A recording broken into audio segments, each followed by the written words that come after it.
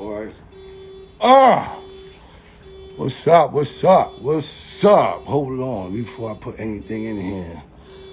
Let the people know tonight's guest. I can't even hear nothing. Tonight's guest. Y'all hear me out there? Do y'all hear me? I need everybody to check in. Do you hear me first? Do y'all hear me? I need some thumbs up. Do y'all hear me? Do y'all hear me? I need some thumbs up. I need some thumbs up. Nobody hear me? So something's wrong here. Anybody hearing me? Nobody's hearing me. Anybody hearing me? You hear me? We hear you? We hear you? Put a thumbs up. I need to see thumbs. I need to see some thumbs. What's up? What up? Flatbush. What up, y'all? What up, y'all? Shit. I can't believe we got this shit going on today, boy. Hold on. Hello? Shit, boy. Let me plug this out right here. Playing that Bush Babies video. Bush Babies will be in the building tonight. They will definitely be in the building tonight. Believe it or not, boy, Flatbush is in the building. We got Bush Babies. Oh, my God. Stop sharing. What up, y'all? What up? What up? Hold on, let me get my drink. Let me get my drink on. But tonight, when I say tonight, is one of them special nights. Tonight we have the Bush Babies. Wait for them brother to tap in. I already see one of them in there. You know what I'm saying? Wait for them to tap in. But before we let the Bush Babies jump in here, tonight's show is sponsored by Tracy Mini Treats. Y'all see that? Tracy Mini Treats. Go get your cheesecake from Tracy Mini Treats. Tracy_Mini Treats. The best cheesecake in Brooklyn. The best creamy homemade cheesecake. My wifey makes that. So go check it out. Tracy_Mini Treats. Check it out. Here, you see it right here on the screen. You know what I'm saying? Let me take off my hat. That was the promo right now.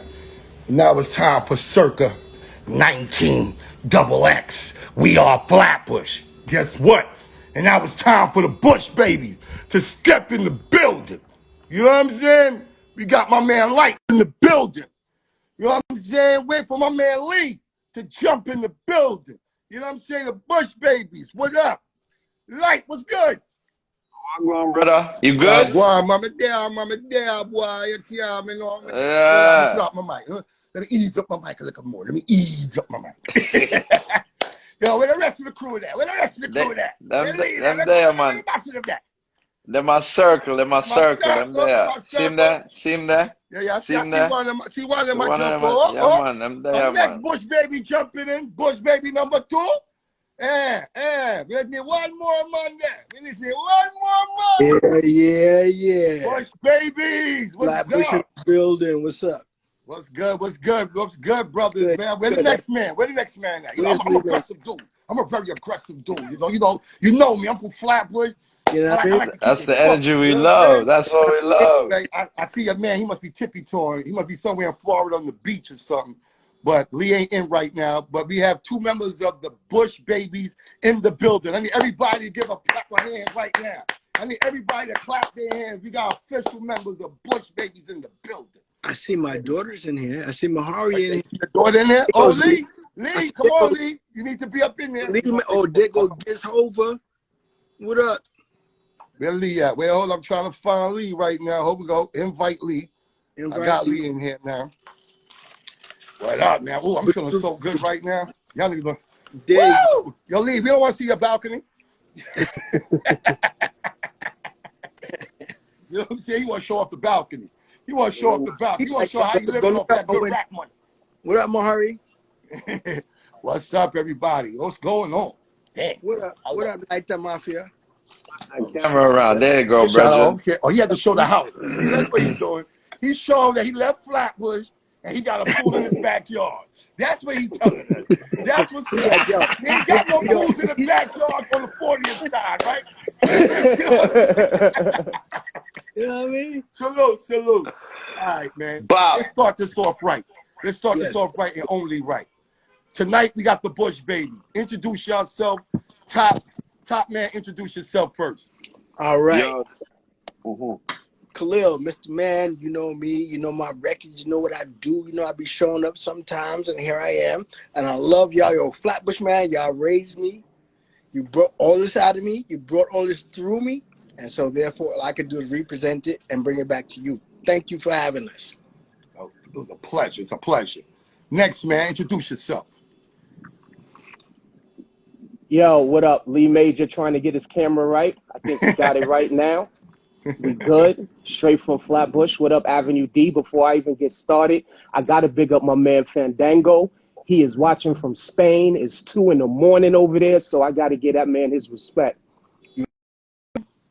Good. We crispy. Okay. We crispy. Let's go. Next man, introduce yourself, brother. Yo, this is Light. Yeah, Bush Babies, we in the building. Yes, blessed, feeling good. Popeye, yo, long time we supposed to do this, you know? A long From, See time, a that? long from time. vet Guess to what? the And guess what? We're going to take a drink. We're going to smoke. We're going to do what we got to do. And we're going to get some of these stories out about Flatbush and y'all journey in the music business. One of the Flatbush vets that came out in the game. So first things first, what part of Flatbush y'all represent? What part of the bush y'all represent? I mean, talk. I was born Ocean Avenue, Bedford Avenue, grew up Bedford Avenue between Albemarle and Tilden. You familiar with Don One Studio? About 4 doors down from there before Don One Studio even came through, right across the street from Africa House. If you know Flatbush, you know what I'm talking about. And then East 38th and Avenue D through the high school days. Oh, Yeah. okay. That's what's up. That was up. Light. What part of the bush you grew up at, man? Yo, I'm adopted. I'm adopted. Where you was adopted Yeah. from? Where you was adopted Yeah, from? because well, you know, I landed from Jamaica at 16. So, you know, I was from the Bronx to Manhattan. And then when I met these brothers, I was little brothers, so I was couch surfing with them. That's how you saw me in Flatbush all the time. You know what I mean? Okay. That's your story. Next man, what part of the bush you from? I'm from Ocean Avenue and Glenwood Road, right behind Brooklyn College. Okay, you right there. Right there. You junction side. You basically junction side. Junction side. Yeah, so directly in between the 2 and the 5 and the D and the Q. When it was the D and the Q. Now it's like the B and the Q or something like Yeah, that. right. But, The B and the Q. Right? It's the B. It's the B and the Q. You're right. You are correctly right. right. But when I was there, all them times from Ditman's days, it was the D and Q. Okay, we're gonna get into that. We're gonna get into your high school days and Dittman's days. I'm gonna let y'all know. You talking to Popeye, I tippy-toe through the whole situation because I want everybody to hear and understand where y'all from and how Flatbush raised y'all and made y'all men, from boys to men. So boom, like he just said, when he met y'all. So that means apparently y'all knew each other first. So how did y'all, how can I say that? How did y'all meet? Because Light basically said he met both of y'all afterward. So how did y'all two meet before the creation of Bush Babies? How they became the Bush Babies? I'm gonna let they made you tell that story. Okay, Well, I tell you this. He's going to let me tell that story, but he was the mastermind behind how we all met. It was the brainchild that came from Mr. Man, whereas he was going to City Ass High School. Yes, and Brooklyn Tech, right? Right, after Brooklyn Tech, and I was going to Fort Hamilton. And so I was going there, he was going there, and then we met up somehow and Intensity. What'd you say? Intensities. Oh, Intensities in Brooklyn. Intensities. Boy, he That's just on said the. Whoa, Damn, he just put me on that out there like a flag. Intensity. Right. Intensities. That was in Brooklyn. I think like you take the train to the Coney Island. With GV Yeah, and with Briz. Bay. Right. So we met there, freestyling back and forth, and then we would go to each other, like, he'd come to my school and rhyming back and forth. But then we started going to the village and going to the ciphers and going into those pre-Lyricist Lounge days when we was just all rhyming in Washington Square Park. All of them people that you see. Yeah. Hold on. Like Nori would say, don't be you skipping something. Like you said something that I'm gonna catch the attention of. You know what I mean? Nori, shout out to Nori. I respect other journalists too. Ain't no dick rider. I respect. But like Nori, you just said something, and you said the village. Nah, I know the village back in the day. There was the funny guy place, right? A lot of funny guys is there. So that's on the west side. We Okay, was in but the as middle. a Yeah, Flatbush dude, that how would was you over there. feel going around these places like that? Let me No tell you. disrespect, no disrespect, but No, as a Flatbush youth and a Right. Flatbush man them back then, Right. how would Yeah. you, you well, know what I mean? Because I got stories to tell you about that, but I want to hear yours first. yeah, absolutely. Well, I tell you, when we was out there, mostly Washington Square Park. You know where they play basketball at? West Right there Fort by the Park. McDonald's. Yeah, West Fort Yeah, Park. well, West Third Street. exactly, Right. exactly. I Where used to cut around hair those out there. areas, exactly. Well, around that time in those areas, you had cats like the whole Lyricist Lounge crew, Most Def, um, Top lip, Hill, Jaffa, Talib Kweli. I mean, you punchline. name it. Exactly. Line, Actor. A lot of flat. Yep. Everybody used to all go to Washington Square Park and rhyme. Mm-hmm. If you was good in your, see, it started at if you was good in your neighborhood, you branched Then out and you went to Washington Square Park. That was the playoffs. That's where all the cats went to really who could MC to do their thing. So we would go out there, and I met him. I met Miss, from me and Mr. Man, we used to go there, and then Mr. Man wound up meeting Light through some talent shows where he was up there and he was killing a talent show and he was winning. And so he stepped to him like, I'm trying to create a group, was good. And we just all got together. But it was the collective. It was the collective, but really the brain effort of Mr. Man to say, you know what, I want to put this group together. At that time, I was part of a group, which still to this day love, Architects of Poetry. Okay. And then I just started moving towards what he was doing and representing Flatbush, and we just started moving, and it was beautiful from there. So Oh, Light. with that, big up to Sunset. Okay. Oh, so all right. Big up the Sunset. So Light, tell me your experience and tell me how your feeling was coming to join these brothers that was already got their pattern going down with rapping, and you said, now, Mr. Man, I heard you with the chatting. Like, how did you feel about joining that type of team and involving yourself with that? Coming from Jamaica too. You coming from Jamaica now, you dealing with so-called you Yankee boys them Yankee boy them. You know what I said? So how do you feel about that? Well, it was a good thing still for me because when I yo, are you them a come for? I could tell. I Me could hear tell them you from siren the them Popeye. Are you them a mine, you know?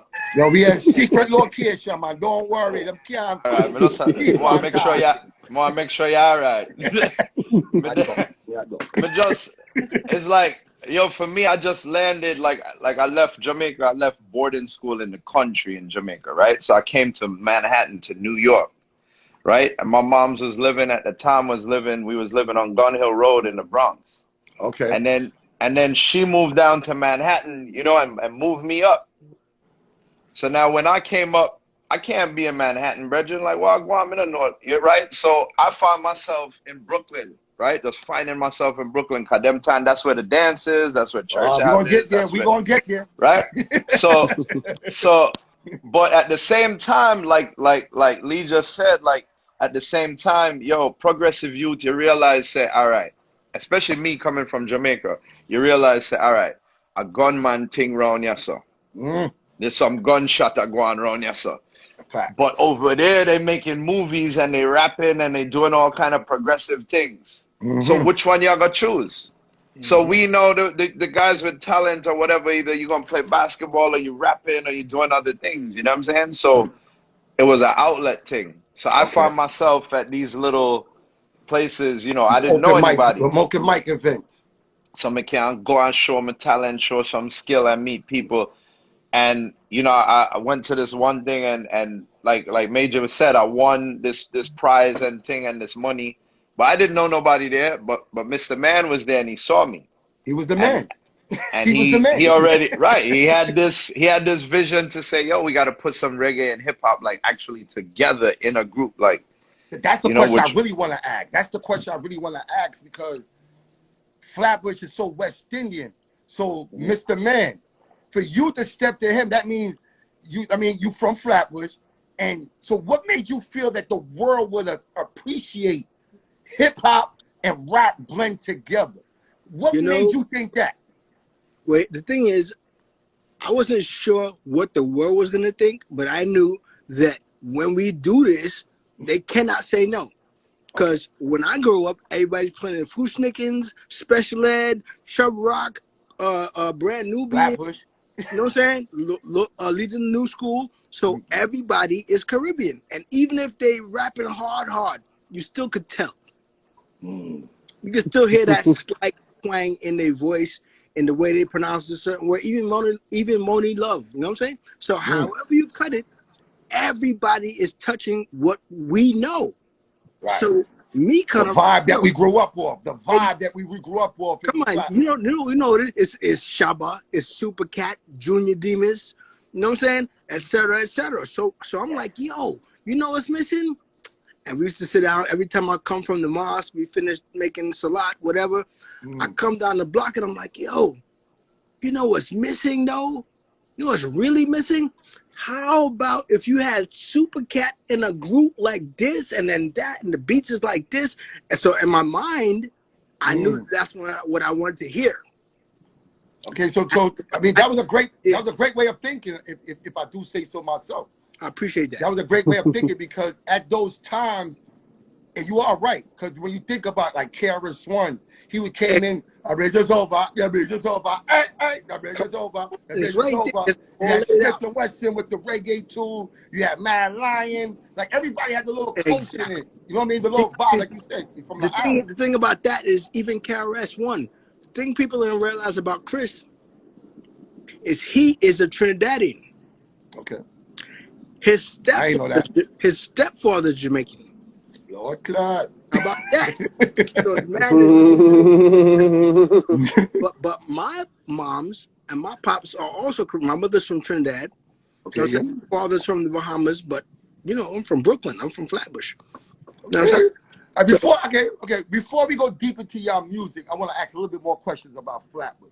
Sure. Before we go deep, all right? And since y'all talking about it, and Light said that also about, you know, the sound, the play. Okay, now we're gonna talk Flatbush for a quick minute. I mean, I'm gonna throw some Flatbush shit out there, and I want to hear y'all respond. Nothing about this on my cousin's place, please. All right, cool. Boom. This how we gonna do it. What do you say? What? Nothing about George's or my cousin's place. Oh shit! Nah. Why not George's? George's was talking about you know that? Mine too. We're gonna keep it under wrap. All right, Flatbush Mall. Tell me something about Flatbush Mall. Kings Plaza or downtown Brooklyn, Flatbush. Flatbush Mall by Lenox Road in Flatbush. Y'all remember that?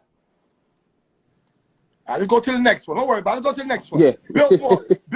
Biltmore Ballroom. Of course. Tell me something about Biltmore Ballroom. Trinity Hall, Africa House. Now tell me something about one of them. Tell me next. I want to hear from each one of y'all. Tell me something about a Flatbush club that y'all went to before success, or even when y'all had the success, and how the vibe was and how the culture was. Besides Empire Rolling Rink? Huh? Besides Empire Rolling Rink? The Empire's on the borderline. Whatever you feel good to talk about. I'll give you one. Not even. I give you a scenario of Flatbush clubs. First of all, Flatbush clubs, for me, when I went partying in Flatbush, it was more so dance hall. And the one thing I remember about dance hall clubs in Flatbush, especially on Utica, they probably change owners every 4 months. Once they get torn up, then they change. I remember on Utica, they used to have... You talking about Club Legend. Yeah. Everybody get killed that they change the name. Exactly. Exactly. So illusions, let every name change about every 4 months. But yeah, Flatbush clubs, that Biltmore, Tilden Ballroom, Church Ave. I got a dope picture of this dude sitting outside of Biltmore Ballroom with a sugar cane sitting on a crate that I keep in the crib. Beautiful picture, man. Just remind me of Flatbush all day. There used to be a record shop right next to there too as well. Where on Flatbush? Where? Hold on, what you say, babe? See, my lady, I've been with my lady for 25 years, and I'm talking Flatbush, and she's from Flatbush, and she just hit me with the Arc. Oh yeah, the Arc. What I can tell you about the Arc? She hitting me up with the Arc. Damn, we performed for Ralph McDaniel's video music box for the Arc so many times. I remember a good story I tell you about the Arc. Not a good story, but a story nonetheless. So the day before we go to the Arc, we had another show in Pennsylvania.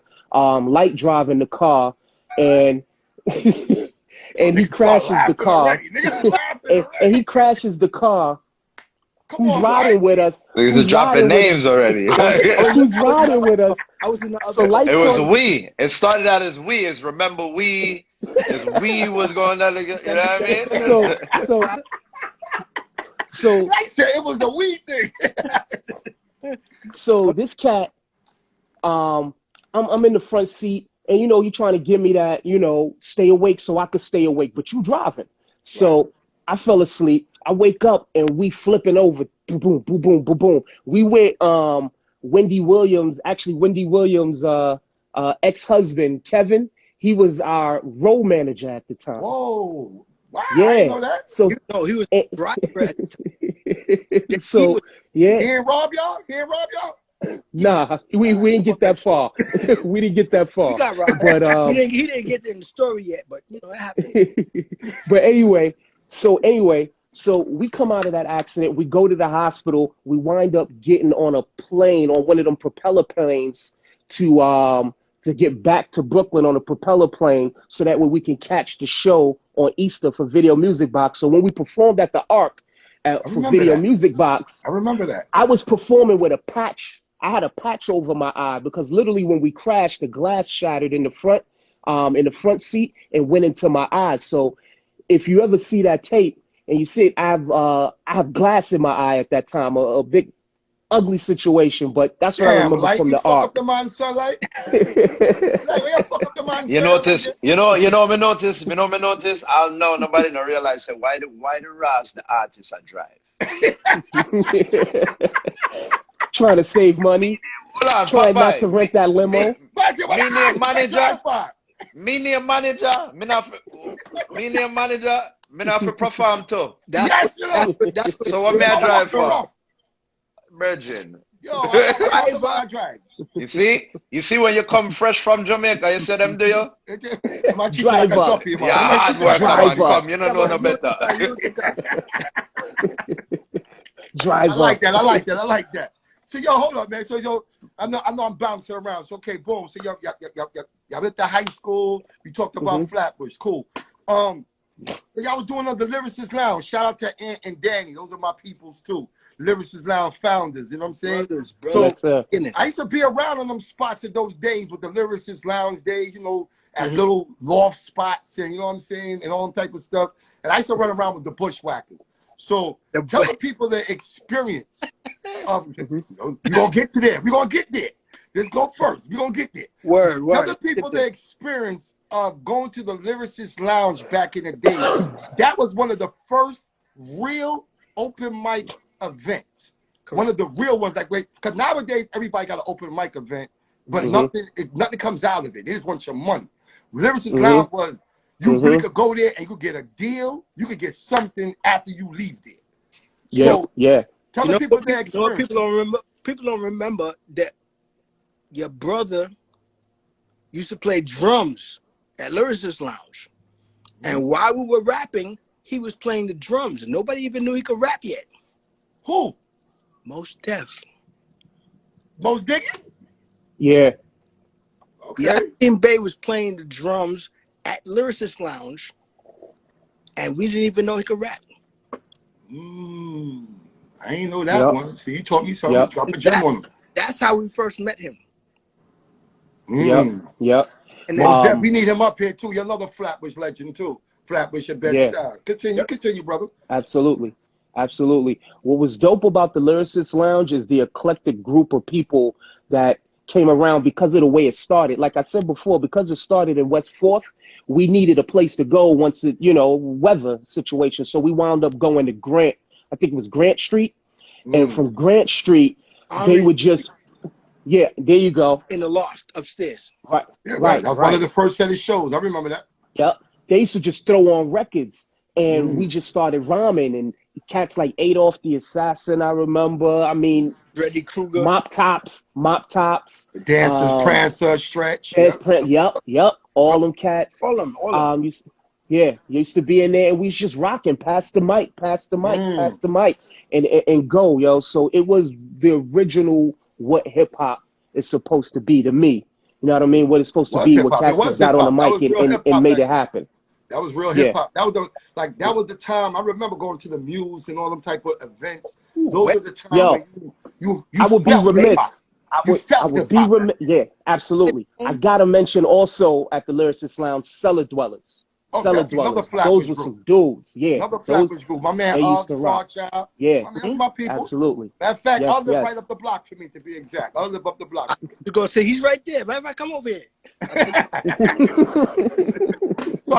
So how did y'all get signed and who did y'all get signed to?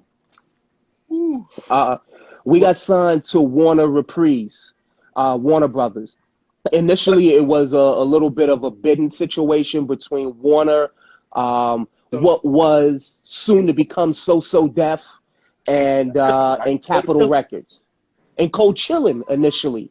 Cold Chillin' because Fly Ty actually lived in Flatbush. Yep. I don't know if you recall, but yeah, he lived in. I think.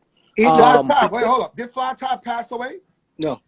Okay, that's the wrong No. person. Okay, continue. I'm good. Yeah. He lives on Dorchester, right? Dorchester or Beverly? There you go. Dorchester. He lived in that area of Flatbush where it was just beautiful over there in that little area. But if you went this way or that way, it wasn't. That's what It's called Dickens Park. It's called Dickens Park. Wrong block. You wasn't. If you went this way or that way, it wasn't nice. But if you stay right here, you was good. You stay right here, it's beautiful. That's where Fly Ty used to live. But that's how we got signed. We had a little bit of bidding war. I tell you this, can't always say the most money is not always the best move. That's true. That's true. I hope a lot of brothers can hear that. More money means more problems. Bang. So we wound up going with Warner Brothers because obviously bigger company, they dishing out the most money. But and I remember when we went to audition for like companies like So Def, at the time we were running around with Jermaine. Escape was auditioning to be to be signed. You talking about to So Def. And the brat. That's what Biggie said. That's not what I said. Yeah, but look now, everybody trying to get a candy. My girl is walking. I can't say that no more. But nothing. I don't know nothing. Continue, brother. It's all right. It's all right. No problems. So we wound up going with Warner Brothers. Okay. With that being said, and we released our first joint, Ambush, and then second joint, Gravity. All right, but let's go back to Ambush. Y'all released your first record, your first single. Y'all got signed, like you said, the bidding war between JD and other companies. So when y'all was bidding with JD, y'all went to Atlanta also to chill out and vibe with him to see how it was gonna go. Yeah, we went to Atlanta. We went to Atlanta. Even when we recorded Ambush, he still did some tracks on our album, so we were able to go out there for at least about 2 weeks or so and stayed at his stayed with him and recorded. Okay. So now hold on, remember though, there's one thing that we left out. What's up? Even though we didn't sign to So Def as a label, they were still managing us. Right. Managed by Entertainment Resources, which was Jermaine Dupri, Michael Malden. Also had the Brat. Okay. Arrested Development. Mark Batson, who's now producing for Dre. Cavassier, which the Dunkin' Donuts thing. Alicia Keys, he was managing Alicia Keys also. Damn, you had a heavy roster. They had a heavy roster. Yeah, she was like 16 at the time. But yeah, it was a round table of the greats. It was like just like Jermaine did the show last week, and he had Bruno Mars and I remember that. and Anderson .Paak and Usher were in the video, and he was talking about, I could have signed them, and it's like, you had the opportunity to sign us, but you didn't. But we still here rocking. But it's cool. Jermaine is like the ultimate big brother who made sure that we knew certain things. You know what I'm saying? And I'm gonna stop talking, but I'm gonna give you one more piece. Before we actually signed and started the group, I was an intern at record labels. So one of the labels was Rough House. Rough House. I remember Rough House. They had a couple of groups from Mount Vernon or something like that. At the time, they had Criss Cross, Cypress Hill, and Tim Dog. Tim Dog. That nigga wanted to get at somebody. I forgot the person he was getting at. Yeah. Fuck Compton. Michelle A and a couple of Yeah, others. yeah. Right. So the thing is, though, and this is some people disagree with the story, but I remember because I was a little intern. I was just a Muslim kid that was an intern. Man, tell it, man. Tell the story, man. Ain't nobody gonna do you nothing. I didn't think so. I didn't think that was good. So I was there the day that Jermaine got the first crisscross royalty check. Tell us about it. Tell us about it. It was big. It was the biggest shit I ever seen in my life. Did the midget grow? Did he grow taller, or Yes. he got googly almost? He was the same height as me, maybe a little bit shorter, but suddenly he just looked like he was about 8 feet tall. He was Shaq. You know what I'm saying? He dunked balls all of a sudden. It was like, oh snap! How did the man get so tall? But he wasn't my man. I was just an intern. But we got cool because we had that height and we both had braids in our hair. You know what I'm saying? So that's no doubt. That's what's up. So when y'all got signed now, y'all got signed, like that's what I wanted to get to.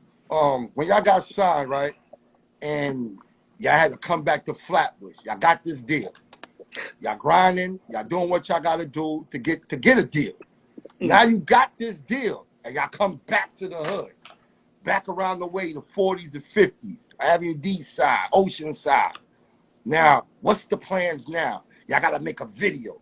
I remember one of y'all first video was in 40th Park on 40th and Forster. Right? That was your first video, right? No, it wasn't. But it was. Okay. And I want to touch on something light. I'm just touch on something real quick because it's important to notice. Please. Our first video was actually Swing It. Right? And when we did Swing It, we went all the way out to I think we lost Mr. Man, but we'll have to get him back in.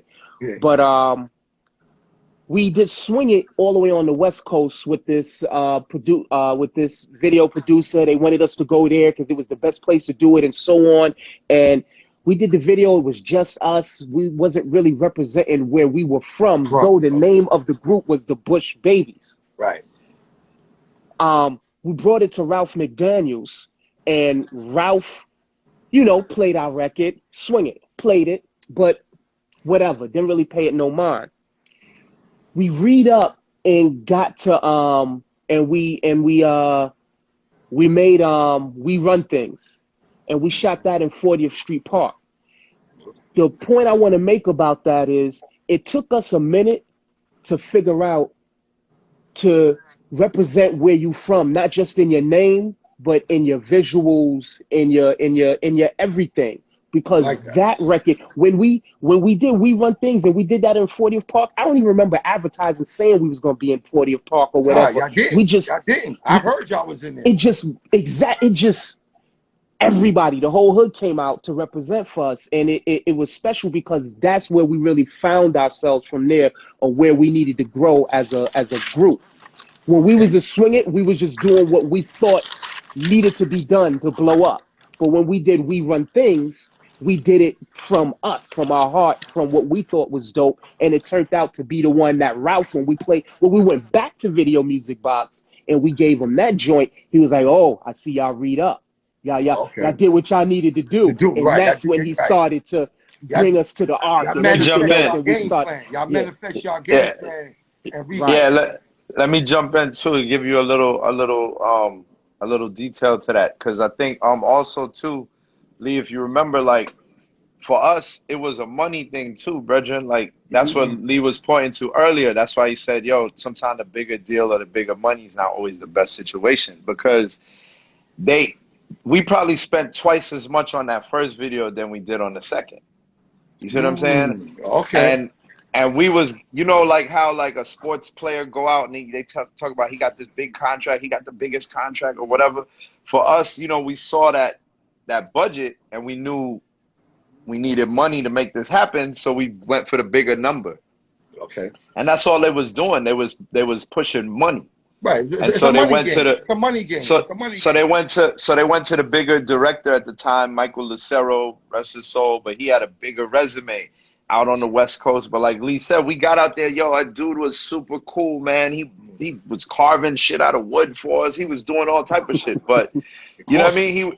Yeah, but I mean, the whole thing was like Lee said. It didn't. What did it have to do with us? You see what I'm saying? I So, feel you saying that. right. So it was more so Right. young youths get a big budget. Me get a young youth $500,000. You ain't trying to hear what he trying to do. You trying to make sure that the money is. These young guys can't tell us how to spend this money until we started pushing back.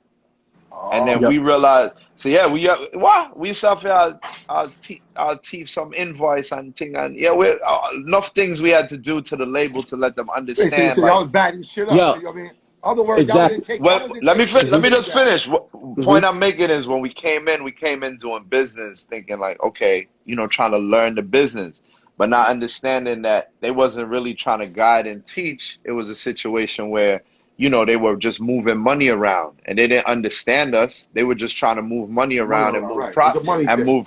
move product around. You know what I'm saying? They Yep. didn't take the time to look and have no Basically, yeah. insight. So basically, like where brothers be complaining about the music game now, like they sign brothers and try to fuck niggas careers up and make niggas old money. So y'all was a little bit more smarter to understand that at the time. Even though y'all was young, they played with y'all, but y'all was like, wait, hold up. Let's regroup. Let's take this shit over. This gonna get this gonna get our shit right. You know what I'm saying? Right. That's what the Right. plan was. Right. You know what I'm saying? So even with that being said, shout out to Hakeem Green, DJ Dice. Yeah. Who else? I see Rusty Jooks in here. Matter of fact, Mr. Man, what's up? You coming back up in here? Yeah. Let's get him back in. Get back up in here, Mr. Man. You back in. I just invited. There we go. Okay, Mr. Man. What happened, Mr. Man? You ain't pay your phone bill? Not to go take a shower right quick. Oh shit, man. Hold on fresh. Hold on fresh, my yo. Hold on fresh. So now go back to the 40th Park. I gotta make sure I'm talking about 40th Park. I'm glad y'all said that. It wasn't no advertisement. It wasn't like Instagram was alive. And y'all put something together and mad people from the hood came out. Little Sean, Ralph McDaniel, all the type of people was in the building. And I remember as a young nigga in the hood, being in Vanderveer and being in the back block. And I'm hearing like, yo, the Bush Baby nigga shooting a video. By the time I got there, the shit was over. You know what I'm saying? I'm like, damn, these niggas, they sure they shot a video here. Next year I see on video, I'm like, oh shit, these niggas did their thing. That's what's up. But even with that being said, right, boom, we talk about the music now. So y'all saying now y'all came in the game, y'all did the shorty we run things inside of 40th Park. Which was one of y'all biggest songs that y'all had? I know I'm jumping a little bit, but which one of y'all biggest songs that y'all had in y'all career that made y'all move from state to state? Which was the song to make y'all move from state to state? I'd say it was We Run Things, because when that came out, We Run Things, when that came out, when we got added to Hot 97 and it became that normal rotation on Hot 97, that's what just kind of made it spread and kept us going. Remember, we had 3 records that really got us moving. We Run Things was the first record that got us moving, but we followed up with the joint with Mos Def, the Love Song. And the Love Song, it was produced by Posses from De La Soul. So that got us moving. You doing my interview for me, nigga. You doing my interview for me. That got us moving. Then once we released that, right after that, we jumped on to Remember We with Salam Remy, who had just came out of the whole Fugees situation. Okay, so hold Salam, on, you fast, motherfucker. You like an NFL. How did y'all, okay, like you just said, you went from 40th Park. Y'all got this deal. Y'all shot a video. Y'all didn't like it. You had to go to Ralph McDaniel, negotiate a new deal, get a new video. Now, how y'all went from there, fucking with De La, Salam Remy? You already told me how you fucking messed with Mos Def. So how everybody, and now also I heard y'all was fucking with Native Tongues. So how all of that corresponding to one after the 40th video? How did that all happen? I tell you one person's name, and then we could expand on that. Ian Alexander. Ian Alexander. He's in the We Run Things video as well. But Ian Alexander became the new A&R at Warner Brothers, and that's when everything unfolded. I could say if it wasn't for him and another gentleman by the name of Bart Phillips, a lot of that wouldn't have happened, because Ian Alexander believed in us. And he started bringing us to those people. He started hyping it. He started saying things like, yo, I got this new group I'm working with. Ian Alexander was the 5'6" guy who talked like he was 8 foot tall. And he used to run. He was also the dude that used to run the tunnel with Jessica. Okay, okay, all So right. That's a he white girl. was The that white girl in person. the He group. was I remember he that. Right. was Stress he was Entertainment. he was him and Chris Lighty was like best Right. friends too. They were roommates and Right. stuff. Rest in Yo, So peace. y'all niggas, hold up, stop. Y'all niggas calling out names, and the people that's listening right now, do y'all hear these names that they calling out? Chris Lighty, De La Soul, Mos Def, Shalom Remy. Like, these are pioneers and founders and solid dudes that's in the hip hop game that believed in y'all in the beginning of their careers, not even in the top of their careers, more like in the middle coming in, and they Right. believed in y'all niggas. That's big, Right. my nigga. That was big. Yeah. Continue. Forever humbled on that. I And see that. Y'all very humble. yeah, I'm absolutely. And excited. I'm listening.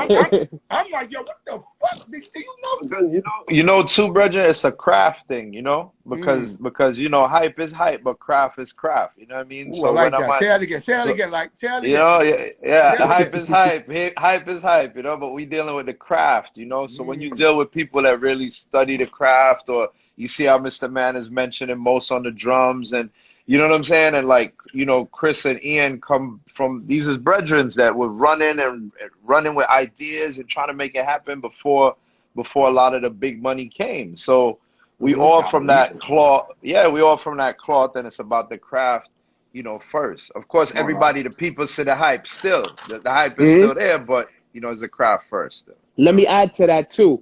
The same way we came with the hip hop and the reggae influence, the whole idea, it in our name being the Bush Babies, the whole idea was to represent Flatbush, to big up Flatbush, to get Flatbush out there. But here's something that we learned.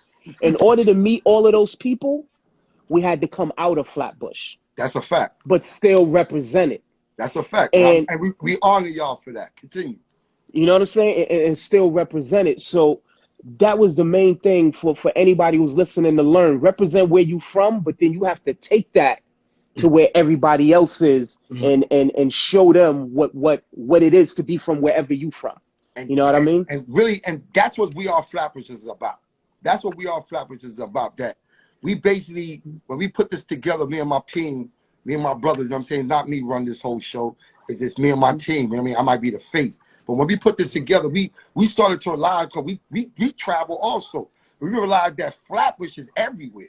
Yes. We realized that our culture, our vibe, the way we move, the way we think, the way we talk is everywhere. That means that one of us took this somewhere, and we was able to adapt. Like y'all in Florida or something, and you guaranteed to find a place or be at a place that make you feel like you at home. You could be It make you feel like you at home. If it has something to do with the food, the people, the clothes, the music, it still makes you feel like, yo, I feel like I'm in Flatbush right now.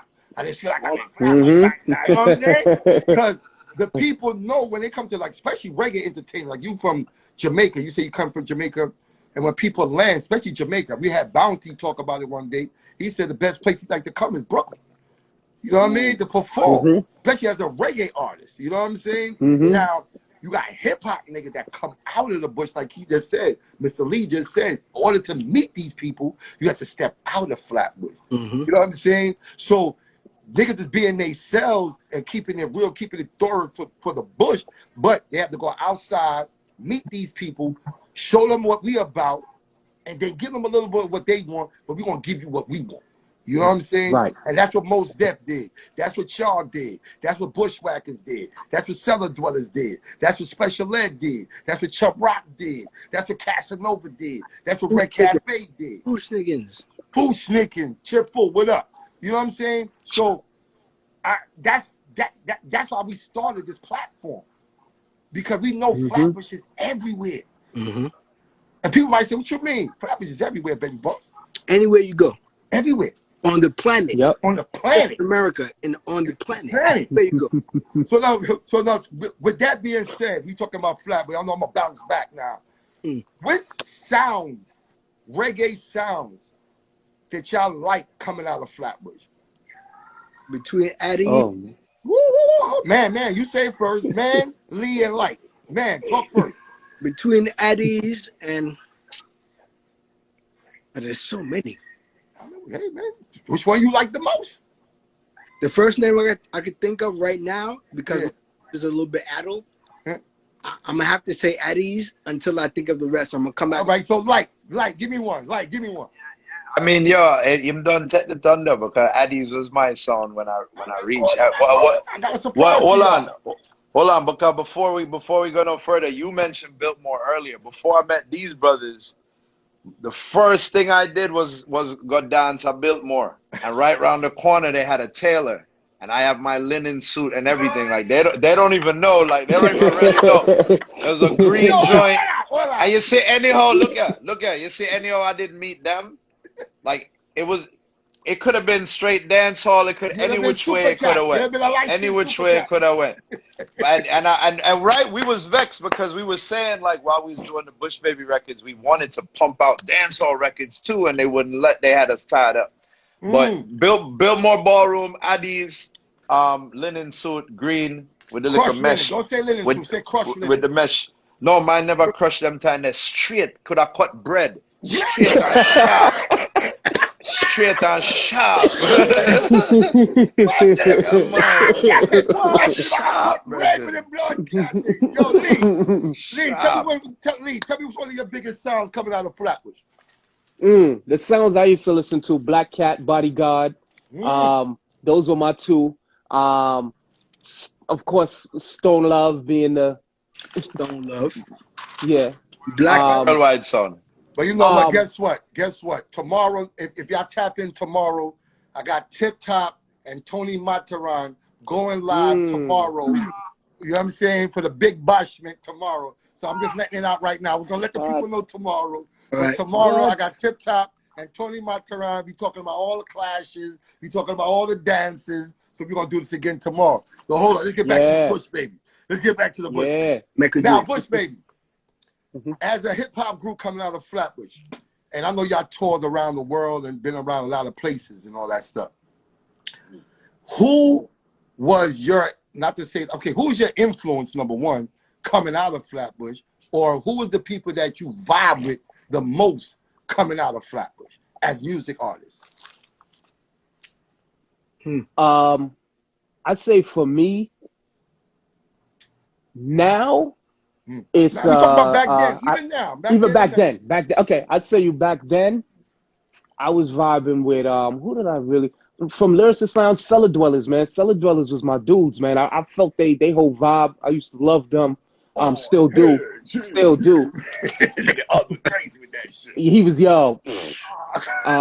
Him that who else in Flatbush? Chub Rock always.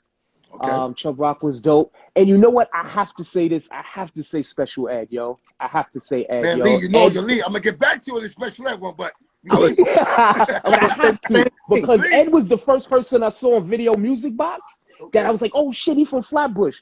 Oh shit, he on the steps of the library. I know that place. That came out when he was 17, but he recorded those when he was 15, 16. I went to high school with Ed. We was in Tilden together. That's Boom. my guy. So you were busted too. I wasn't He was there the with one that Busta. made me Busta- say, wow, Busta probably was it could high be by done. the time I got there. So, like, who you was cool with in the industry as far as Flatbush and all that?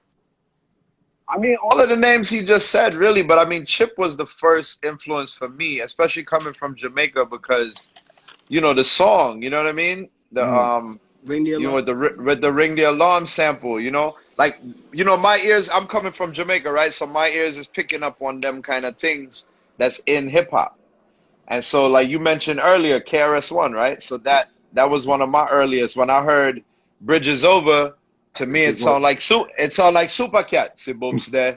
Walking down, you know, boom, boom, boom, boom, boom, boom, boom, boom, boom, boom. It's the same bass line, right? So I pick up on those things, and that's what I keyed in on. So a man like Chip, you know, that went before us, and was dropping a tune like that. You know, it told me I could do it. You know what I mean? It Okay. gave us permission to do our thing. You know. Listen, man. I have to go back to special ed. I'm sorry. You going back to special ed? I'm your idol, the highest title, numero uno. I'm not a Puerto Rican, but I speak it so that you know and understand I got the gift of speaking lesson. So listen to the lesson. Come on. Whoa! Sense to a form of a poem. between with Ed that and Chip. wait, no, hold up. I know you're gonna sing it, but with that being said, I asked you who you like and who you vibe with. Who did y'all didn't vibe with back in the days? We're gonna talk gritty now. I mean, I'll be cooking up the block. Who you didn't vibe with? Our block, it was like the Bush baby niggas. Cause I tell you know, I spoke to y'all. So we gonna funky, we gonna keep it funky. So who y'all didn't really fuck with? Let's keep it funky. Let's start it like this, because you see, let me start that off. Because I noticed that it's like them true name, you know, it's them true name Uno and Bush baby niggas and them word there. But then but let me show you something. But it's not that. They can and might have some tension or feelings here and there. But then me never said that, because I was always confused by it. Me no know. I was like, do I get a pass because I'm coming from Jamaica? So that as a Jamaican too. He don't know. Let's leave him alone. Right. Because I never hear none of this. Okay. Back in them days, I was never approached in any type of none of it. Me hear it after the fact. On my block, though, they got a nigga see? Right, son. What man said? What man said? They got that nigga Mr. Man right there, son. Get him right there. Right I'm gonna tell you my story. I'm gonna tell you my story, because I told Lee when tell we your had this story. Conversation. I'm gonna tell you my story, right? Real quick. Real quick. I know y'all can remember this. New Jersey Drive soundtrack. The Palladium. Yes. Okay, now. Ooh, I was running with Bushwhackers, right? Those are my niggas, ride or die. Rest in peace to BD Bug. Shout out to Fish B1, Grave Digger, Light, Fuji, what up? I just bought my car around that time, my 88 Maxima. And I remember going to the junction. Niggas like, yo, son, we going to Manhattan. Whoa, it was a party. New Jersey Drive, when we going up in there? I'm like, cool, fuck it, just roll out. Flew up there. Remember, it's a pool hall right next to the Palladium. I'm standing there, you know, because we trying to get in. You know what I'm saying? Boom, you know, we trying to get in. We waiting for our links, you know, it ain't coming through. Right. I'm standing there like that. Who we see coming up the block walking? Them motherfucking Bush baby niggas. Right, them short dudes. them short Bush baby niggas. From the other side. They walk straight in. I was like, what the fuck? I'm telling you real shit. I'm like, yo, we gonna wait for these niggas to come out. We gonna fuck these niggas up. Just like that, because y'all went in and we outside. Outside for like 10 minutes, 15 minutes. I'm like, yo, wait a minute. I'm going the fuck home, man. I feel embarrassed. I feel embarrassed right now. Right. You know what I'm saying? And the reason I say that is that we were so young and niggas was just doing dumb shit like, oh, they got in the party before us. We gonna fuck them niggas up when we come out the party. No reason. Even though it didn't happen, but you know. No, it didn't happen. That's a fact. It did not happen. But I'm saying that this is the mind state that we was on. Right. You know what I'm saying? And the reason I told Lee this conversation, I'm not being mixy. I'm just saying, yo, we talking history. We talking facts and things that happen. Of course. And niggas is in the streets. You know what I'm saying? So when y'all was doing y'all thing, niggas was like, dang, they don't sound straight. So that was like, niggas always wanted to try niggas for things like that. You know what else? Forgive your brethren. Me forgive your brethren. It's all right. You know what? No, me not feel no way. Me not feel no way. I'm gonna tell you another one. Another one. Yeah, family. Family vibes, man. Forgive your man. Forgive your man. Bushwhack was a show with DJ Enough. There was a show with DJ Enough at Prospect Park. Do you remember that? Which one? Show where at? Prospect Park. I don't think I was there then. With DJ Enough. I don't think I was there. Enough is my man too, so I was in there. And what happened was they were supposed to perform. Okay. And we just happened to roll up. We just happened to just come on and see what's going on. And Enough saw us across the crowd. Yo, y'all niggas here? And he waved the record like, yo, you want to perform? And that went on. Whatever. Yeah, get on stage. And you know what? Oh, that was one of my favorite shows. Yo, that was one of my favorite shows right there. Yo, Murder. we killed Prospect Park that day, but then the crowd left after we was done.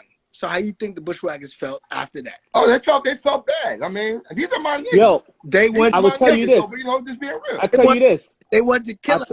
Listen, I love that. They Yeah. wanted to kill us after that.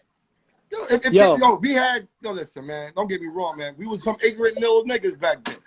God bless the day. We was real ignorant, like It's so good. It's so good. real ignorant. Drinking 40s on Glenwood and Flatbush all night long with Guinness Stout mix and smoking weed. Come on, man. You know what that shit cheaters. I've been in basement parties, but I was in basement parties with them man there chilling before too. Like it's just a vibes, man. You know what it remind me of, Reggie? It remind me of, for me, it remind me of Kingston. You see when you go to Jamaica, if you're in the country, if you anywhere else in Jamaica, different than Kingston. Why? Because Kingston crowded. Right. So New York is a place that's crowded. So people have to push and shove and, you know what I mean? Forget Shout out theirs. Chip Fu. Chip Fu in the building too now. Everybody Chip jumping up. in here tonight. Shout out Chip. Chip up. Yo, we're gonna keep it going. We're gonna keep it going because we got a lot of information to go with. So which was y'all biggest cities y'all performed in? Which one of the cities that y'all performed in? I just heard Lee that said that's one of his best performances in Prospect Park. So as a collective, which city y'all went to that y'all say, yeah, black, we mash up the place? It would have to, Germany. yeah, I was gonna say Germany. Yeah, All right. Germany. That was your experience. Lee, what's yours? Yeah. Berlin every time. Okay. Yeah, Berlin every time is murderation. Damn. Switzerland was nice. Switzerland was nice. There's a couple spots all over that was nice, man. Cali, going out to Cali and performing is always a good vibe. Nice. Has some good experiences there. But really, rock, I mean, it's nothing like being in Prospect. I mean, come on, we used to ride big wheels in Prospect Park. To get out there and see a sea full of people and perform in that same space, you know, is a beautiful thing. Cause we had a lot of shows that were like that, you know, especially when the radio station would do certain shows, like, you know, the place sell off, you know what I mean? So it's like nothing but heads and people. But to Lee's point, like, yo, Prospect Park, come on, that's like home. Different vibe. It's a home. different vibe. That's a different vibe. You're right. Yeah, Prospect Park yeah. in the Ark. Yeah. That's Park in the Ark. So with that being said, exactly. I said all about the cities that y'all killed. And parade grounds. All right. Now, I'm gonna ask you another question. I know my man is over there with his girl, but we asking you a question from back in the days. I don't know if you want to talk. Which city had the best shorties? The best jump offs? Come on, talk, brothers. Be talking. That's always gonna be Atlanta. Come on, which city had the night jump off when it got choice? But you gotta think. It gotta be Atlanta. Back then, it gotta be Atlanta. Okay. Come on, Lee. Lee, I want to hear Lee talk because he over there like, kind of duck his head. I want to hear you talk, bro.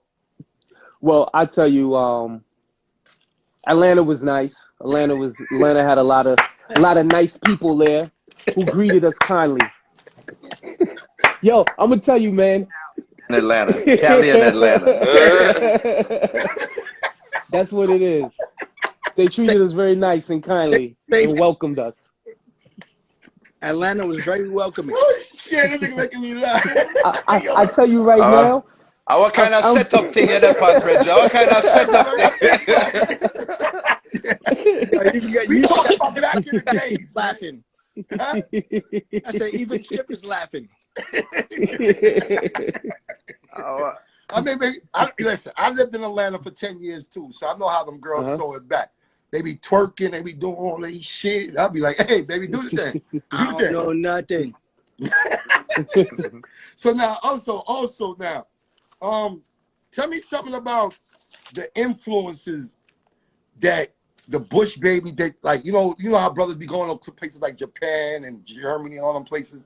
And when y'all go to places, like, you ever went some places somebody got your tattoo on their back or they got something of y'all, you're like, damn, a fan actually did this and put a tattoo or have a shirt. Like, you know, what kind of experience you ever went through like that? You ever went through something like that? Seeing that, there are many women around the world that have our logo tattooed on different parts of their body. That's all. That's all. That's it? That's all. That's all. That's it? I mean, and you know, people keep things. You know, I would say too, people keep things that you would have never thought. You know what I'm Yeah. saying? Like they keep like something you gave them, or you know, like I can't think You of might gave anything. somebody a shirt in Germany in 1992 when we went out there last year. She showed you the same shirt. Yo, I'm Especially gonna like tell the you. the bandanas we used to have, them little bandanas we used to have. Mm. You know what I'm Yeah. saying? Like People still people would come back and them joints be looking like, yo, man, should I even touch that, Bridget? You wash that or what? And you want me come sign and you want me sign it like, and it looked like he had it for years, wearing it every day. Yo, But we went to Berlin and we signed our names in the backstage area at a performance. Okay. And Y'all we went came back. back like 15 years later and performed in Berlin again. And you see your name? We saw the same signature and they had a sign right next to it again. So you sound like them niggas that when they get locked up and sent your book and you write your name, you gonna come back and see it, He nigga. come back and see it. Yeah. Oh, you back. You back, nigga. That's why I never write my name ever again. When I nigga said you write your name and send your booking, you will come back and go see He'll come back. back to see it. it. I came back and see my name 1,000 times. You see Never that? wrote my shit ever You see again. that? Fuck all of that. Another thing too, I like to ask y'all too. I was looking at also. I seen y'all change y'all names a lot. Like, you know, y'all went from one name and y'all got a new name. Was there any reason because of business or, you know, a growth in music, or why y'all change y'all names? For a while it was business when we were trying to get the Bush Baby records, and you know, I know we had did dub rock for a little time, Khalil. But you know, I think a lot of some of it too, for the, at least I speak for myself, for the MC thing, was like you said, just growth. You know, I was 17 when I signed the deal, brethren. Like I had to go to the courts with my mom and everything to even sign the contract. Okay. So yeah, man. So we was youths, you know. So I think as we kind of evolved, the sound changed, the vibes changed. You know what I mean? And so for the group name, I know we were having some times where we were trying to get the master rights and trying to do records outside. So you're telling me that the label still owns the name, own the name or something like that? Owned like past tense, not Oh, just they so That's the the, past yeah, tense. Okay. And you yeah, had to pay because for that? yeah, there's a there's a word, man, that has been released and the public knows about it a little more, but that word perpetuity that they used to put in people's contracts basically mean I own your shit forever. And Ooh. so, Say you that know, just again. that Say that one. again. Say that The, again because I didn't even know so that. I want you to educate somebody on so that. yeah, man. So the word, so that word perpetuity, you'll hear even Dave Chappelle talk about it in a couple of his stand-ups. Um, it basically means ongoing, forever, for the rest of the time. And so until you you did. can't until you're all when you're dead, anger. So you really can't. But you can't. But legally, you understand when you reason through that legally, properly, you can't do that. You can't do that. It's a contract must have a duration, a time. Right. You Right. understand? Supposed So to. It's supposed to. right, They say right. like I just heard Pharrell say that shit the other day talking about music contract is the only contract that takes away, like takes your shit. Like you could go get something for the bank gonna be like, okay, you get this certain amount of time and you gotta pay it off and then you own it. Music business, we own it. That's it. Right. And I'm Unless like, you that know shit how is to crazy. negotiate. That's what? Unless you know how to negotiate. You have to negotiate. You get what you negotiate. What you heard? Get what you negotiate. I don't know. You sounding breaking up, brother. I said you get what you negotiate. Oh, that's a fact. That's a fact. But you was young. I was coming in the game 16, 18 years old. You know. I mean, like I tell anybody, it's not really about you don't know. It's about we coming from the hood. We coming from the neighborhood that we ain't really got it. So here comes somebody offering you $500,000. Correct. You ready to go back to the neighborhood without that $500,000? You ready to say, I'm taking that. Yo, y'all hearing that noise, yo? What is that? What is that? I don't know, somebody echoing. Oh, can you Was hear it me? me? Sound like somebody has babies in the back. Nah, ain't nobody in my house with me. Mute. Can you mute? Not talking there.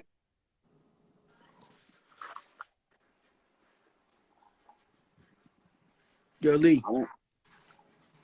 Yeah, I think it might have been Lee. It But looked find the close code. too. Yeah, he froze. You said quiet now. We'll find the culprit, Lee. He went to go hide. Yeah, we'll find the culprit, Lee man. Major. Before we get out of here, So, though, yeah, man. What you get out of here? Me just get started. What you get out of here? Me just start. No. I ain't saying like that. I see him leave freezing up, but I ain't want to get started on me. Like, okay, now, even in Flatbush growing up, I know me growing up, you know what I'm saying? You say you living in the Bronx and a couple other places, but where did y'all eat at? You know what I mean? I know you said we party at the Ark. Like, what are them nice spots? What Jamaican restaurant y'all like to eat at out here? So I had to laugh. Man, damn, what was the restaurant?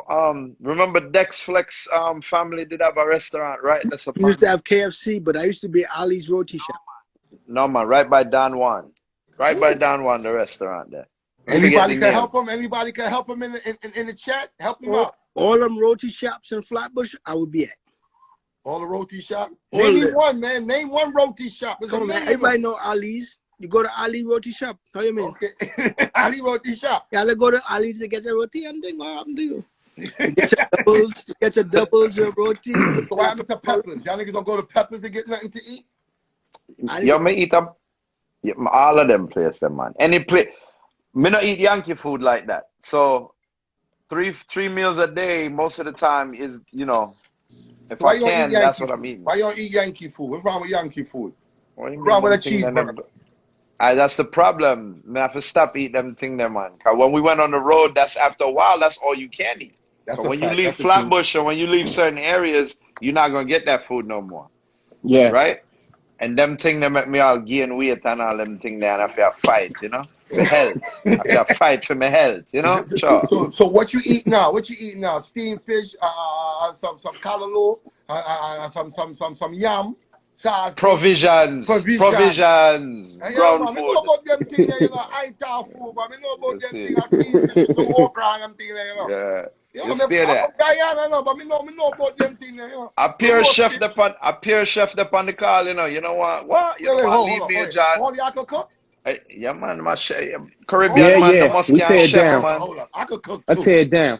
All right, so hold up. We need to have, we used to have rap battles. Now we need to have a cook battle. So, y'all want to fuck with me? Y'all don't want to fuck with me. And how you were saying we change our name, so my cooking name is Sheffington Burnwell. So you burn up your food then. Well, proper. You burn your food well. You burn it well. You burn it well. You know what? Well. No, man, you know what? Me don't want no rare food. Me don't eat no rare food. I well we are dealing with. No, y'all niggas is crazy. So let's go back. Like, I want to talk about the industry too. Like, y'all talked about Chip, Native Tongue, Most Def, and all these people. Like, that's the golden era with Chris Lighty and all them people right there. Like, y'all gotta tell me something that was golden that y'all remember from those times. Like, being around these legends. These Daylines, these Chris Lighties, these Jungle Brothers, Moni Love, like these was legends when y'all came in. So all legends. It's funny. All legends. And y'all was surrounded by them. So you got a story or two to tell me something that happened when y'all was around. All right, check it out. Talk to me. We were around them so much that you have to contain your enthusiasm. Like, I'm hype and I want to jump around and scream. But I can't do that. I'm Flatbush, first of all. Second of all, we according to popular belief, we're all peers. So I can't jump around and act crazy and be like, "Oh shit, I'm here." Oh, that's special ed. That's powerful. So I can't do that. Lee, talk to him. Lee got something to say. Lee, talk to him. I'll give you two things that inspired me the most with two different people. First one is going into the studio and watching Missy Elliott go into a studio and literally sit there at the console, listen to music, and then kick everybody out. And I swear it'll be like 20, 30 minutes. The record is done. And that shit just that's the stuff that impresses me. The other thing that impressed me the most is I actually had a chance to witness Jay-Z do what Jay-Z does for the record, Me, Him, and Her. That Mo Better, Mo Fo knock the man off your polo sweater. Tell people what do he do, because some people might not know what he do. So tell people my man, My man Bink was in the studio and he was playing a beat that wasn't for Jay-Z. It was for somebody else, whatever. And Jay came in and he heard that me, him, and her. And he just came in and started doing this. And next thing you know, he pointed at Bink and he said, pointed at the studio. And he was like, can I, pointed at the booth and was like, can I go in? And I watched that man go in and lay that whole verse. Off of nothing. Off of nothing. You saw that. Witnessed Jay-Z. I saw that. Go in the booth, no pen, no pad. No pen, no pad, and do that record. Yeah. Damn, so and that shit was amazing. So that we got was a amazing. Flatbush person vouching that he's seen that, so we know that. That was amazing. For me, that was it right there. And then another one too is watching Chip Fu do that. He got this thing that he does where it sounds like Figaro. It's like Figaro, it's like Beethoven, but he does it in his own way where he just be that shit is incredible, man. I think Chip is incredible, B. Chip I watch him, he's one of the fastest rapping niggas I know.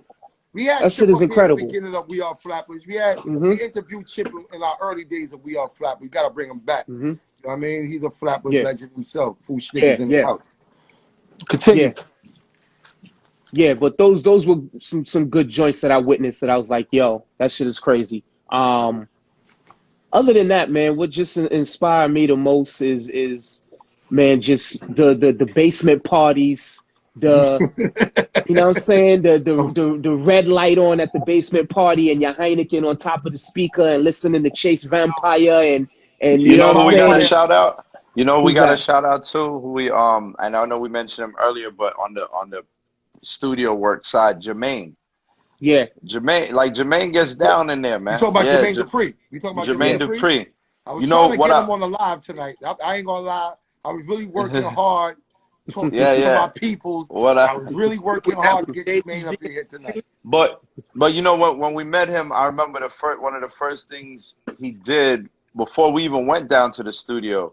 I think we said something hip hop, something, and then somebody, I don't know how, but we challenged his breakdancing. Oh yeah. Remember, he danced for Houdini. Exactly. We didn't get down to the studio before he was like, what? Went into some room that was empty, a crib he just bought, so all the rooms wasn't furnished, and he doing windmill and head spin and all kind of thing. And then just being downstairs in the studio, and whether it's TLC or Brad or this one or that one, people would just come through. And he would just be working, and whether it's the beat or whether he's trying to pen something, he would be locked in even while all of this fun and partying is going on. He would be locked in. Right, he would be locked JD. in. I consider JD more of a producer than Puffy. You know what? I think he's a hands-on, hitting keys and producer things like that. And writer. Okay. And writer. And we witnessed that. Somebody just said in the comments, when you talk about Flatbush, talk about King and I. Do y'all remember King and I? Of course. Okay. Tell me something about Roger and Izzy. I mean, Majesty and Izzy, my bad. Those are my friends. Izzy I went to school with. Roger I went to school with. Okay, Majesty. I used to be an intern. I was always the intern. I was an intern.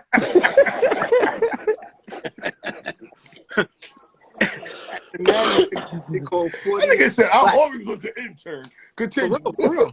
So I was interning at a management company called 40th Street Black, owned by Tony Rasan. Big up my brother Tony Rasan, very influential in my grow up shit. He managed the King and I, D Nice, the Fooshnickens, UMCs. Okay, they're from Staten Island. And Organized Confusion. Pharaoh Monch. Yeah, all right. And Teachers. Prince. So all of these people were Pharaoh. Pharaoh and Prince, of course. So I was the intern though. So I live on Glenwood and Ocean. And the good thing about my school, after I got kicked out of Brooklyn Tech, and I went to City Ass, because you know how Flatbush is, you can't do us no bullshit. You can't talk crazy. So because of that, I got kicked out of Tech, and I ended up in City Ass. But the good thing is I didn't have to go to class. Okay. I could do my internships and get credit for school. So that is how I even started in the industry, which is how I met Light and how I met Lee, because I got passes to go everywhere to see everything.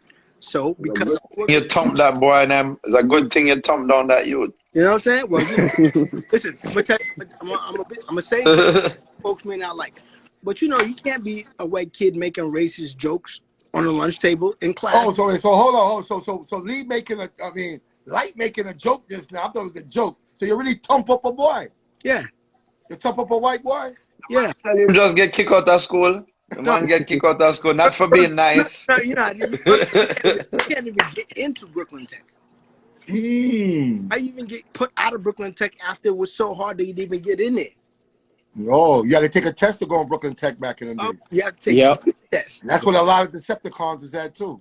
I was there with That's a whole nother conversation. That's a whole nother conversation. All that Westinghouse. Price, all that. I was there firsthand. They was coming from Murray Bertram, and they was coming from Westinghouse. Westinghouse. Coming from Westinghouse. But the other school in Manhattan was between Murray Bertram. They was coming from not Prospect West. Is that Printing. You know, Prospect West had Autobots. No, Printing had the major Decepticons. That's where all the headquarters. Printing was the headquarters. I love my shit, man. I love my shit. So because of all of that, anyway, so that is why I ended up doing these internships. And because of the internships, on Monday and Wednesday, I would be at 40th Street Black, which was on 40th Street at the West Side Highway. On Tuesdays and Thursdays, I would be at Rough House, which was Chris Cross, Tim Dog, and Cypress Hills. And then down the hall, we had Supercat. Because he was around everything, right, because he was on Rough House. The man was around everything. You got the right name, Mr. Man. I was around everything, so I had all these influences. And all that experience is what made me really say, you know what? I should start a group. I bet you I could start a group, right? But nobody ain't believe me. They're like, who this short nigga always talking about starting some group? Nobody want you go short nigga. So until these guys, and I was like, hey guys, guess what? We should start a group. And I was like, word? For real? You ready? We're gonna talk. Like I say, I'm glad you just said something, and somebody just said something in the comment. That's what I like about this live shit. Sometimes I'll forget. Somebody said something and said, this is We Are Flatbush, and we're gonna talk more Flatbush than anything. Which part of Flatbush you did not want to go around? Let me give you that. Let's keep it 100. Let's keep it 100 because I'm gonna tell you my true story. I for junior high, I was going to Fort Hamilton High School. Now, no, not Fort Hamilton High School, Holy Innocents. Now, understand, Holy Innocents is right off of like East 19th Street. So this was a school that if you were the cats that was robbing people, you go wait outside of Holy Innocents. Because we was the school you went to go rob. He went. So, because we was the dudes in Flatbush with uniforms on at that time. So we was the area we was the school you went to. Like when we got out at 3, the gangsters was there at like 2:45, right across the street, waiting. So if you did see, the good thing with me, I knew a couple names that I could say that I could throw out there. Which name? Give us the name. Let me give you some names. I'm gonna give you a good name, right? I'll give you a good name around that time. And I hope he on here. My man Zakai, his name was Boom at that time. Mean Guy Posse, MGP. I know you know what that is. I was about to say MGP if you understand MGP, then you understand the type of issue it is if you was going through my wife, like, come on, Science. I remember Science being with MGP. Big up Low. Hey, Low, I see Low in the chat. Hold on. I see Low in the chat. Free that man. Free that man. Yeah. Energy, Soph, Latique. Universal. Yeah.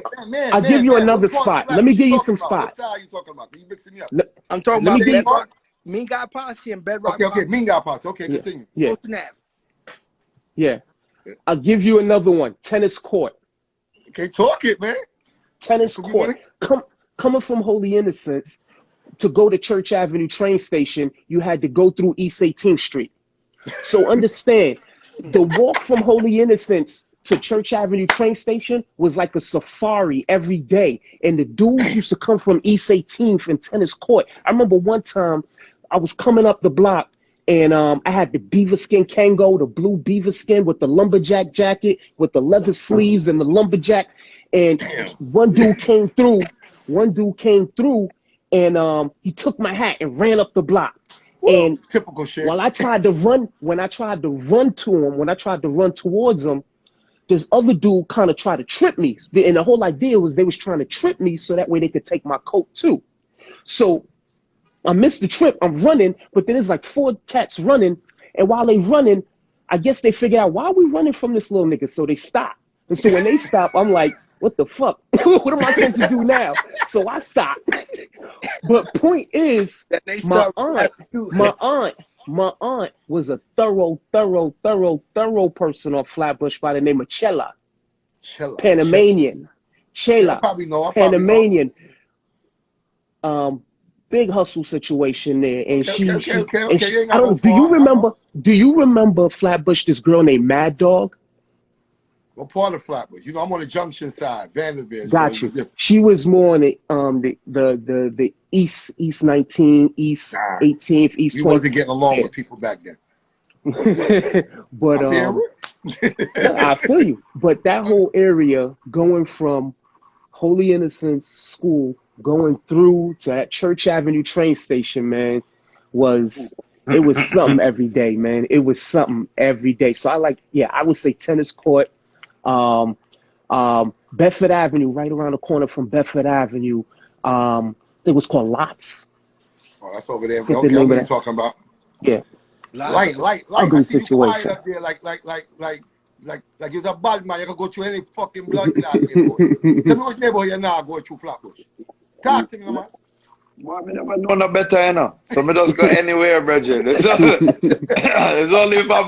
It's only if I'm with them. They probably looked at me crazy till like, oh, this Puerto Rican kid walking down the street. I want him to him. And then you see, I think the shock value too. You know what I mean? So when me I walk, and if even somebody talk to me, because my accent at the time, you know, coming fresh from Jamaica, like either throw them off or them just realize, oh shit, it mustn't just land. Like he just got here. Like he just got here. Accent, you killer. Back in them times, you could kill if you had an accent. Yo, you know, like I don't know. just forward. Yeah. But big and serious, Papa. Like, yo, this music thing is a powerful thing, and I'm not trying to be funny, but y'all will remember. Y'all will remember Lee and Khalil, the first photo shoot we did. He said Biltmore, and we didn't catch this. The first photo shoot we did was in front of Biltmore Ballroom. That's right. I know. Right. And you remember That's that? right. And it was and all our brethren them in the shot too. Like I don't know what the fuck we was thinking, but everybody in the shot. And I went to I made it up a girl for go check around at Tompkins projects, them areas. And I went to check your cousin Jerron. Rest in peace. I went to check Jerron, rest in peace. I went to check him for a firearm. Because I say, yo, if me I walk in at them places by myself, and I say, girl, I need my firearm. So me have this, and this man, you know, he give me this big thing, this big rasp thing. I don't know, even remember what kind of gun, but big rasp gun. Yeah, big road stopper. One big road stopper. But here this joke now. We taking the photo shoot, and me young and foolish, and you know, I'm a bad boy, so me I show all the gun in the photo shoot, you know. Me I flash the gun and you know what I mean? Yeah, flash the hanger. Yeah, me I pull up the shirt. Me I flash the hanger for make them know. So and so, but now the record label get a hold of it because they the ones paying for the photo shoot. the man them get a hold of this shit. They were so confused, yo. They were so confused. Guys don't. What y'all doing here? This is not violence you're promoting here. And we had 20 of them, but they called the Bush Babies, and they seemed so nice when they came here. They were talking so cool. They're taking out the innocent youth, but they don't know where y'all living in that, and the culture and the vibe is dangerous. especially when the lights get low. Especially when the lights get low, boy. You know what I'm saying? Yo, How I about gotta the day that we yeah. signed the deal? Remember the day we signed the deal, Jamal? And you bring the big dirty stinking to signing because we was like, yo, man, every time we go to Warner Brothers, they were trying to back us off like, yo, come back in a few weeks, come back in a few months, come back in March. But it's October. This, What you mean come back? So this time, sir. Lion said, man dropping it, Lee. he said, yo, Yo, if they play with us again today, I gotta shock out the whole place. Like a young boy come from I mean, yard. it's Super Cat was all of our idol, man. You know what I'm saying? And you know him roll already, so you know it's the mentality, but Super cat down now, I'm about to shot that make my run. you know. So, I mean, I was definitely off key with that movement. I want to hear this Flatbush shit. I know y'all said 19th, and y'all saying over here in them areas. So I'm gonna call some other parts of Flatbush, and y'all tell me how y'all feel about that area of Flatbush. You know, the first place I'm gonna go with is Vanderveer. That's my home place. What do y'all feel Vanderveer. about I could touch on Vanderveer. Talk about it, man. Time. Huh? I used to be That's Lee's side. there all Yeah, the that's my side. quietly. I used to quietly sneak up in Vanderveer. I got a funny Vanderveer story for you. I want to hear the Because you know, Vanderveer stories, please. I got a funny Vanderveer story. So I used to live on Avenue D in East 38th Street. So I'm right around the block from Right up Vanderveer. the block. So if I wasn't playing ball in 40th Park, we was going to play ball in Vanderveer. I always used to play in 40th Park, right? Because 40th Park, I could play a couple games and we cool. You cool, yeah. I went to Vanderveer one time and we balling hard. This dude, I remember this, yo, the dude get fouled. And the dude that fouled him was like, what? Threw the ball at him. Like, come on, let's play, whatever. And so the dude, long story short, I know already. long story short, Money who he threw the ball at, he kind of dodged the ball and he was like, and he was a West Indian dude. He's like, yo, where you take man for? Huh? And he just silently, and then he just left. He left. Boy. You better leave when he after left, that. Flatbush rule number 1. When that happens and that dude leaves, everybody got to leave. Yo, we was out. if you don't All you can hear down the block is bat. Dude came through, shot the whole shit up. That's what I remember from Vanderveer. From playing ball at Vanderveer. And it was one of the last times I went to go play ball in Vanderveer. I stayed my ass on 40. You understand? I'm sorry for the people doing so. Whoever. I'm sorry, but it's a rule out there. Don't go out there if you ain't from out there. You know what I'm saying? Don't come around here. And yo, this is the brave dude, the little short, tiny dude. Like, who is this little dude coming up here to hang out in Vanderveer Projects? What's wrong with you, son? At 10 o'clock at night, coming to Vanderveer Projects, not announcing myself or forewarning, yo, son, I'm checking in. I'm coming into Vanderveer. All right? Yo, you gotta check in with the right person. I'll tell you another, people don't know that. You gotta check in with the right person. It showed up. Vanderveer, when you get off the train, the 2 train, Newkirk, right? Yep. You follow where I'm at? Newkirk, you get off the train, Vanderveer's right up the block, Avenue D. The worst thing you could do is come out there too late where the dollar cabs ain't running no more. They take you all the way up street.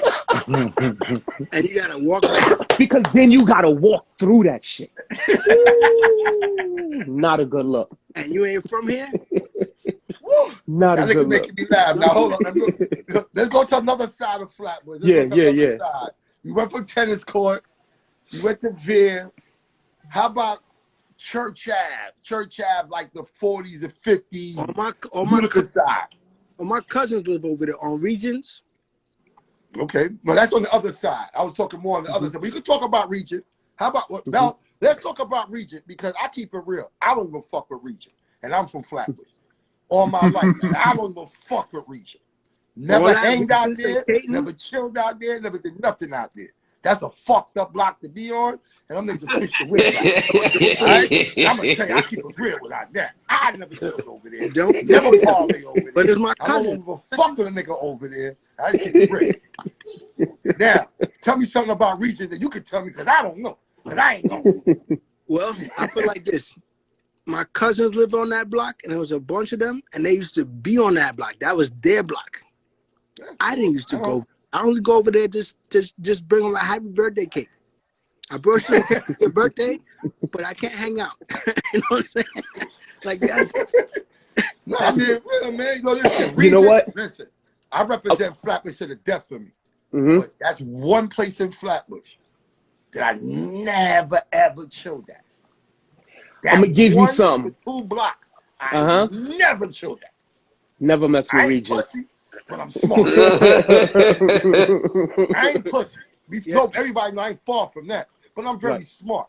You ain't like my man Pocky would say. My man Pocky from Tennis Court 2. He said something to me the other day. He said, "Yo, Popeye, the kids nowadays, they don't respect beef. We respect beef. If you understand what I mean, like if I know them niggas is real, I ain't going over there. Right. I respect them niggas. I ain't scared. I respect them. The same way I'm from there, they or anybody won't come over there. Exactly. Because you respect the gangster. So it's not that you pussy, you respect the gangster. I got something for you. Exactly. Did you Talk realize to me, man. that Sticky Fingers from Onyx is from Flatbush? Oh yeah, I know that. He went to Huddy from Ocean Ave. We supposed to get him soon. CJ. Who? His name was CJ back in the day. Yeah, he went to Huddy, man. I know that, man. We know Kirk.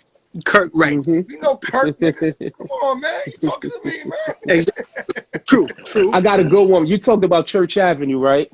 Talk Funny Church Avenue on Church and I think around Church and Flatbush. I don't know if the movie theater is still there, but do you remember the RKO? No more. Models. It's Models. RKO back when. Before you say that, Lee, it was the before you say that, hold on. Do you know that Kenmore Movie Theater was the first off-Broadway play theater in Brooklyn? Nah, I didn't know that. We are Flatbush. We give you history. I didn't know that. I'm gonna give you Flatbush. I'm gonna give you some Flatbush history. All right, talk Flatbush history. Kenmore Movie Theater. There used to be this dude who worked security at Kenmore Movie Theater. His name was Papa Smurf. Okay. Papa Smurf was that dude that if you ever went to Kenmore Movie Theater and you was trying to, I don't know if you've ever been there, we used to always go into the bathroom and swap out tickets to go see the other movie, try to sneak in the movies and whatever. There was this dude that used to always be there, big dude, big Papa Smurf. That dude, man, he used to come in the back, he used to break up a bathroom, ticket swap like you wouldn't believe. He was real, I'm telling you. Papa Smurf was that dude, if you ever remember him from the Kenmore and on Ocean Avenue. Definitely a dude to know. I also got to shout out my man Bang from Argyle. Okay. Bang from Argyle, and my people from over there, Cortelia. Name another block. Let's talk about some other block. I got more blocks. You know me. Come on, say, Flatbush got a lot of blocks, but I'm talking about notorious. We don't go to the 90s. You know what I'm saying? I would not go there. I never messed with the 90s. You a little bit. I wasn't going out there either. You know? I never messed with the 90s. I never messed with the 90s. So how about Newkirk? Tell me something about Newkirk. Oh, yeah, Newkirk. The man side. Which part? Newkirk, wherever you know. If you're on my side of Newkirk was anywhere from Flatbush all the way to Newkirk Plaza. Thank you. Okay. That's so right. all that 21st, side, 2nd, 23rd, that was all getting his sister and all of them. And then further back between 19, 18, 17, 16, that was where my people and all the Muslims were. And then after that, you had Marlboro and Stratford and all that. And that was where they were called the Lost Boys, right? Okay. Damn, boy. You know your shit too, huh? You know your shit too, huh, man? I had to fight all of them. I went to Ditman, so I used to walk through that shit all the time. So tell me some crew names that y'all can remember from back in the days. Like the Posses and the cliques.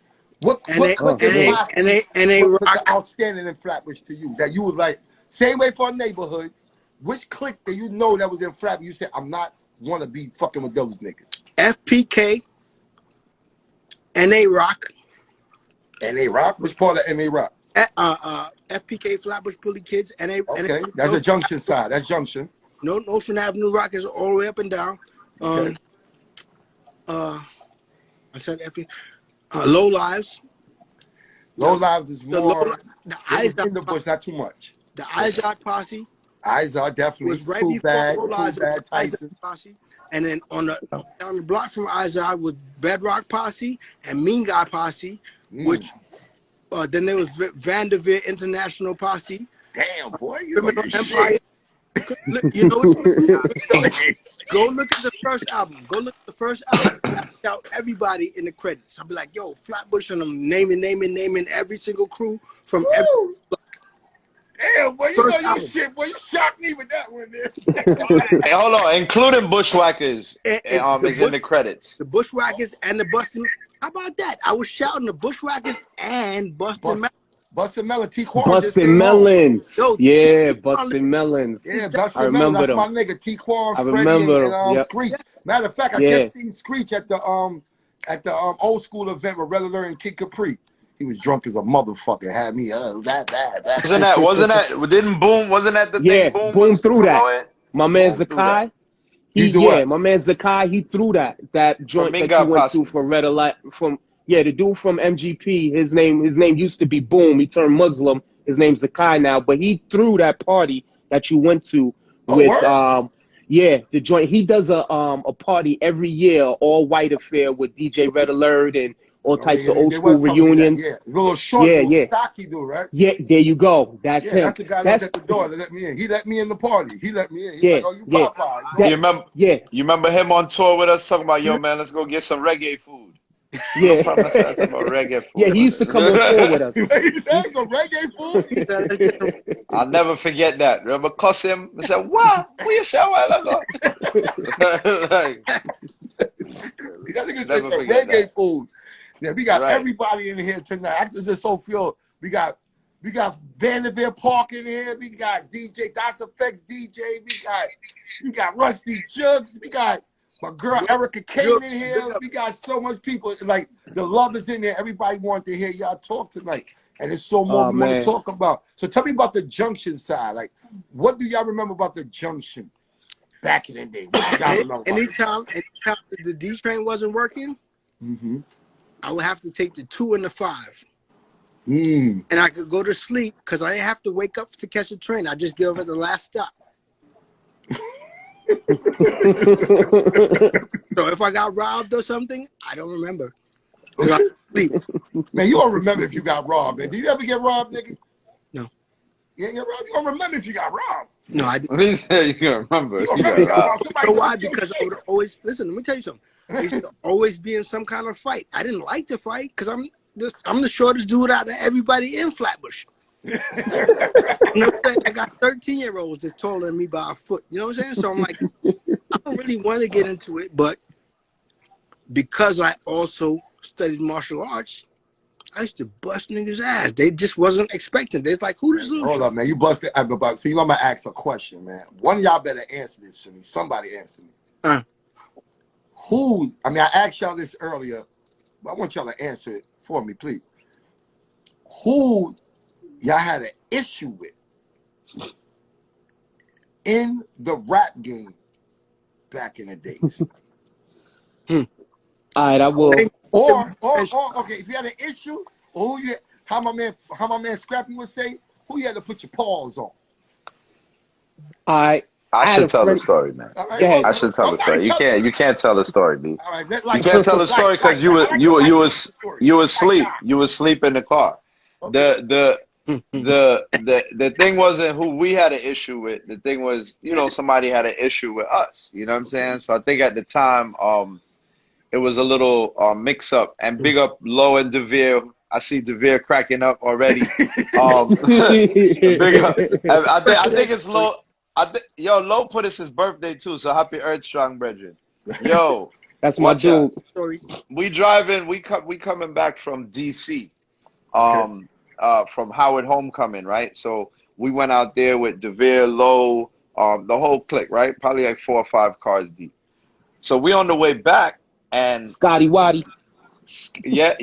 Scotty with the, you know back then, like if we mobbing from Flatbush, it's like pure Kiara, I got you. You know what I'm saying? And we going out of town. Right. So we on the way back now, and Lee is asleep in the car. And I don't know if it was DeVere, Low, one of them, but we in the car and the call came through. Matter of fact, if I remember correctly, I'm riding with Low and you was in the car with DeVere. And we pull over and you sleep in the car, but I guess the call came through and Special Ed was very upset because apparently we had hung out with some females that, you know, he was attached to or had a connection with that we didn't really know, right? We didn't know it was like that.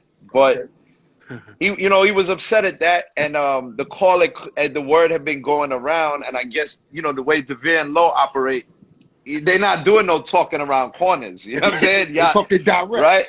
Direct. The man them have to meet now. Coming away here in a foolishness, right? So we don't want because it's a thing too that we artists, we represent in Flatbush, so it's like they don't even want that. You know, we got to solve this, right? So we pull up. I guess we had stopped and we told Lee, like, look, man, you know, Ed, we got to, and Lee sleeps. So he like, all right, man, what's he going to say, right? He waking up, barely waking up. We pull over and we thinking it's going to be a conversation or something, or, you know, he came downstairs. Ed came downstairs hot. He came downstairs. I get him and his brother, if I remember correctly. He came downstairs hot. He came downstairs with the bounce. You know, when you got that bounce, you know, when you come outside, you got that bounce, you pulling your jeans up, you real bouncy, you know what I mean? Sorry. He came out with that bounce, and his brother, you know, again, this is years ago, but his brother was a little shorter than him from what I remember. Yeah, and I think his two brothers, if I'm right, yeah. Right, so his brother came out, of course, like a brother, trying to hold it down, and then a few cars of us had pulled up, right? So, but we all, like, it's a respect thing. We not out there carrying on no foolishness. It's two men got to settle their issue. Where y'all at? Where y'all at, to be exact? Where you at? You would have done Avenue M. In front of You would have done Avenue M, right in front of his studio. Okay. Right by his That's studio. where we pulled up to his studio. All right, That's where we pulled continually. up. So you know how they operate. Like, we got to pull up, right? So we pull up. He come out. He got the bounce. He pulling up the pants. So Lee go into his stance, and they start to get into it. The fight wasn't as eventful as we'd like to make it out be. It really didn't last that long. They didn't go to the floor. There wasn't no, ooh, somebody caught somebody in the nose. It wasn't none of that. It wasn't. The man, right, talk, Lee, talk, jump in there, because you awake now. Yeah, it was probably the most friendliest fade you could ever have in your life. It was a friendly fade. That's what it was. We put our hands up, you know, went back and forth like men. It didn't squash it. But then hold on. One thing I gotta say, and correct me if I'm wrong, DeVere, you jump in here, Low jump in, but I remember Ed's brother had a tool upon him. Yeah. Right? I don't remember if I know Sam never bust it, but I don't know if he pull it, flash it, show it, or what. But I remember Low and DeVere, one of them was like, no weapon upon them, you know. Yo, put that up right now, boy. Yo, when you pull up, I'm sorry, brethren, this is just the truth, right? So, yo, Ed, brother, me know say you have your pride, brethren. Me know I'm bruise your pride. A true thing, man. DeVere said you had a firearm. He said you had it was a shot. You had a firearm, and the man them discipline you with no weapon upon them and tell us, put up that. And no shot never fire. No shot never fire. You put up that fast. That was a real Flatbush story right there. That's a real Flatbush story. Nobody, and the artists didn't want, they didn't really, it wasn't like that, man. It's over some gal business. You know what I mean? Like, I'm sure they meet now, they're going to be laughing. Listen, the only reason I'm laughing now, because like I said, like you just said, this is back in the days. This is when we was younger. This is when niggas was on their ignorant time. I'm guaranteed if I talk to Ed right now, he'll say the same thing. Now, come on, niggas was on our young time and immature bullshit. But, we just talking Flatbush history, you know what I mean? A lot of people want to know what happened back in the days, how things were, and you know what I mean? There's no disrespect to Special Ed. Special Ed, you my nigga. I know you before I met these niggas, you know what I'm saying? And you still my nigga like these are my niggas. In life, that's one of my favorite rappers ever. Come on, I was there with boy, you know what I mean? So we just talking, listen, I got a platform. Matter of fact, it's a clown nigga on the platform talking about me out there. Talking about I'm a bitch ass, I'm a this, I'm a that. Let you talk. He don't know. Yeah, he don't know. He just want to talk.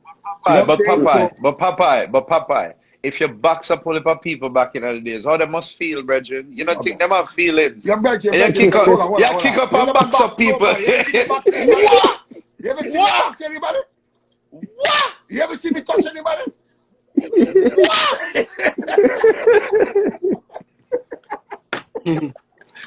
Me is a good boy. I'm going to go to church. No matter with Church every day. No matter with it. Church Avenue. Church Avenue. Church Avenue. Yeah. Yo.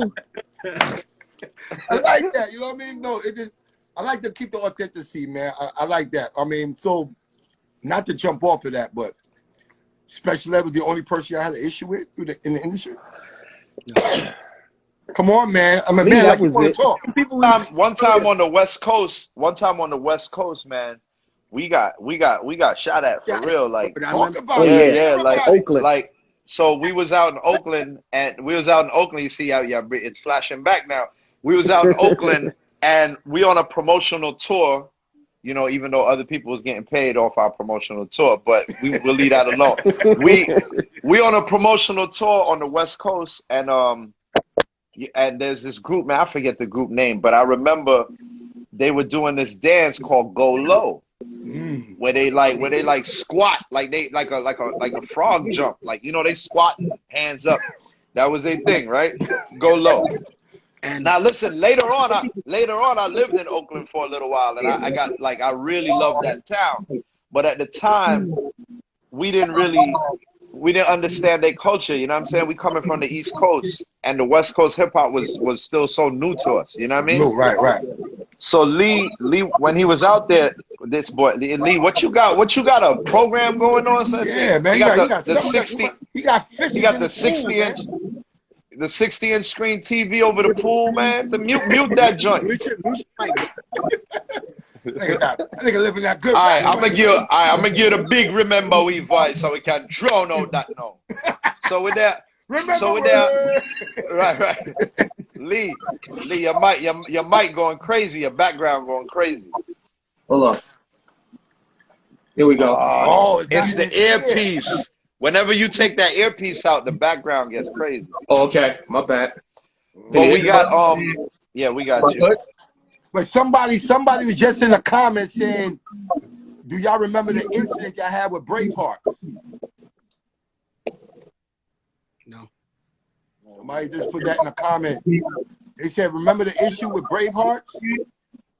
No. But feel free to type away and try to jog the memory. But while you typing, I'm gonna finish the West Coast story. So we out there with the Go Low. We out there with the Go Low business, and I believe it was Lee. It was Lee. You know, He said, yeah, it was Lee. Flatbush. You know, Flatbush. You know the. Yeah, that noise is crazy. Yo, mute your phone. Yo, mute your phone. Yeah. Somebody's phone was fucking up this shit. Right.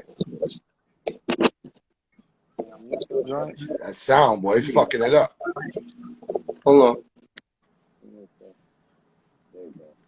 You the culprit, Lee. All right, bet. So yo, we out there, and you know, reflex, Bridget. You know, things like certain things, especially Caribbean people, like Go Low and certain things. We don't really say them things. You know what I'm saying? We from Flatbush. We don't go low. That's what he said. You know what I mean? With it, right? So he's about to say some wild shit. Right. So but remember now, we in their hood. Just like you said, respect, right? Mm-hmm. We in their hood. But you know, we not thinking like that. So we said what we say, we rip the show, we get off. And Giz, I don't know if Giz still on, but Giz, man, he from Flatbush.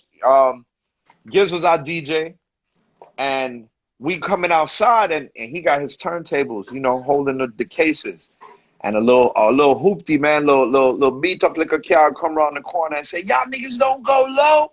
Bop, bop, bop, bop, Bet bop. you gonna go low now. Beer shut up us. Beer shut up us. Yo, and I'll never forget, yo, the man Giz a run with the turntable. He might pick up the turntable. and I run, you know what I'm saying? And we running trying to get in the yes. Listen. Hiding And tables. We got sued for that, you know. We got sued for that. A young lady got hurt, got badly injured. Wow. And you know what I'm saying? Like when people is running, you know, when shot fire, people are run and stampede and somebody get hurt. Man, I ain't know y'all niggas got sued. I ain't see that on the internet. Y'all got sued. There was no yeah, man. Yeah. So let me, somebody else is in the DM. I think it was Low. He said, don't forget about the night that Pop died. Oh, man. My birthday. He got shot. What that mean? What do Low mean? He said, don't forget the night that Pop died. I wasn't there. See, he said, tell the DC story. Lord of mercy. Tell the DC story. See, your boys don't know what time it is. What happened in DC? I get it, DC. Can you hear me? Yeah, we can hear you. What happened in DC, Lee? My mic sound good? My mic sound nice. Check one. Bet. Yo, so we in DC. There's like 2 DC stories, but we in DC, and oh man, this shit is funny. So we in DC, and we out there deep Flatbush, and we out there for I think Howard Homecoming. Yeah, Howard Homecoming, and Low, DeVere, the whole crew. We stop out. We got this club. So we buy this club and, you know, dudes is talking to females, whatever. And we coming in and we on our New York shit. So we really look like we from New York. And the rides is pulling up. Everything is looking beautiful, right? So New York. The thing about DC around that time is that DC, New York, when you in DC looking like you from New York, it's a problem. It's a problem. Basically, you was around the time with the Alpo and the fucking bullshit war that was going on between DC and New York. Right. After that. Right. So we out there and we talking, chicks, whatever, they talking, whatever, blah, blah, blah. Long story short, the cats are seeing what we doing and they not really feeling us because, you know, the way we looking and the way we acting. So all of a sudden we pull off and we go to the gas station. I never forget this. Damn, and Low, if you know the name of the dude that was in the green Q45, please type that shit in. But anyway, we pull up to the gas station and all of a sudden this van come out of nowhere, start shooting at us. Right? Hold on. Let me back up. Hold on. Let me back up. Before that happens, because I'm going too far. Before that Land happens, Cruiser. We in the Land Cruiser. Exactly. Me and Low is in the Land Cruiser. Low and Light in the Land Cruiser, and these dudes starting to approach and whatever, and as they starting to approach, a lot of other DC niggas is seeing them approach, so they started getting confidence and they start approaching too. So before you know it, we got like a club of DC niggas about to approach us. And this nigga Low come out of nowhere. And he opened up the Land Cruiser. We outside. He pop open the back of the Land Cruiser and the nigga popped it out. The nigga popped open the back of that Land Cruiser like you swear he's gonna pull out a machine. He come out of the back of the Land Cruiser. Don't say the punchline because the reaction. Brethren, when he popped that trunk, he stepped out of the trunk like, oh, y'all niggas wanna go to the club? Y'all niggas wanna go to the club? Y'all niggas wanna And he got out. So when a man talk like that, I said, oh really? You want okay. And just fly the back of the Land Cruiser. And it flip open and everybody start running. Man, I move and I duck. Man, I get, you know what I mean? Yeah. Yo, what happened? But here's the funny part. My man reaches into the Land Cruiser and Low pulls out the club. On your steering wheel. I'm done. You said he pulled out the club? Yeah, for real. He pulled out the club. He's like, yo, live from New York, nigga. Like live from New York on Saturday night. But they was live. He pulled out the club. But they was gone. They was gone. Niggas said live from New York like a Saturday night? Yeah. It was pulled out the club. Yo, because let me tell you something. You see the confidence, brethren, the confidence of the man. Niggas is confused. But you see, some of the same people that we leaned on in a hoopty, they drove off. They drove off, right? Same thing like the basketball court. When a man leave quietly and feel away, Shout out to my nigga Lenny, jumped in the building, VIP finest. Bop, bop, bop. We find ourselves, look, we find ourselves across the street. We stop at the gas station, right? Because we was out in front of the blowout, you know, when everybody coming out, getting numbers, whatever, find out what the late night flex is. So after that little incident, we get out of the parking lot and go across the street to the gas station. We in the gas station and you know, a lot of the reason why we was getting the hate was because we was talking to the ladies, you know what I'm saying, and getting some response from the ladies, you see. So now an MPV van full of ladies follow us to the gas station. They trying to roll, see what we doing. They trying to roll with the stars. You know what I mean? You know, they putting gas in the car. You know, we on the side. Lee was in the car. Parked on the side. You remember that, Lee? And I walked over to the car and I leaned like to talk to him, like, yo, so what's good? What we doing? Whoa. Yo, them same niggas in the hoopty. Man, you gotta watch out when them hoopties bend the corner. A hoopty came around the corner. And yo, I mean not lie, yo, Papa, I'm gonna tell you the truth. When the shot fire, you don't have no reflexes for that. When me go son, see the car, pop, pop, pop, then me duck. After the shot fire, because you not beating that gunshot. You know what I'm saying? You're gonna beat a gunshot. Hear this now. And I saw you put it in there, low. When the shot fire, my boy who he mentioned, the Q45, he take off like behind the car. He take off behind the car that shot. So we thinking, okay, he going after them niggas. And the MPV, the girl who's sitting in the drop, she peel off. But the gas was still in the thing, and the van door was open, and her girl is standing on the side. So when she pull off, she dragging one of her girls. Damn. Is getting dragged. She got her foot in the door, right? One car drive off. We call him, yo, where you going? What you doing? He like, yo, we out, man. We going back up top, man. Forget all this. we think he might chase down the man, you know what I mean, for capture the man or get the license plate, something. My boy gone on the highway. I'm done. No, enough is enough. He drove straight to New York. So he drove straight to New York. Hear this now. Telling the stories right. This hold on. This not done enough. That same night, the night flop, right? The night flop, the girl them mash up. Gotta take her girl to the hospital, whatever. No. So it's late. So we head back to the room now. We get into the room. Me and Lo, everybody got their rooms, right? Me and Lo got a room, this one, that one. We all go crash out. Boom. Yo, the next morning, the phone ringing. And Lo over there, I see him pick up the phone and he talking to me like, all right, yo, we'll come downstairs in a minute and get this sorted out. Apparently, there was an issue with the card we left on file or some business. Right. And then we hear the door to the room.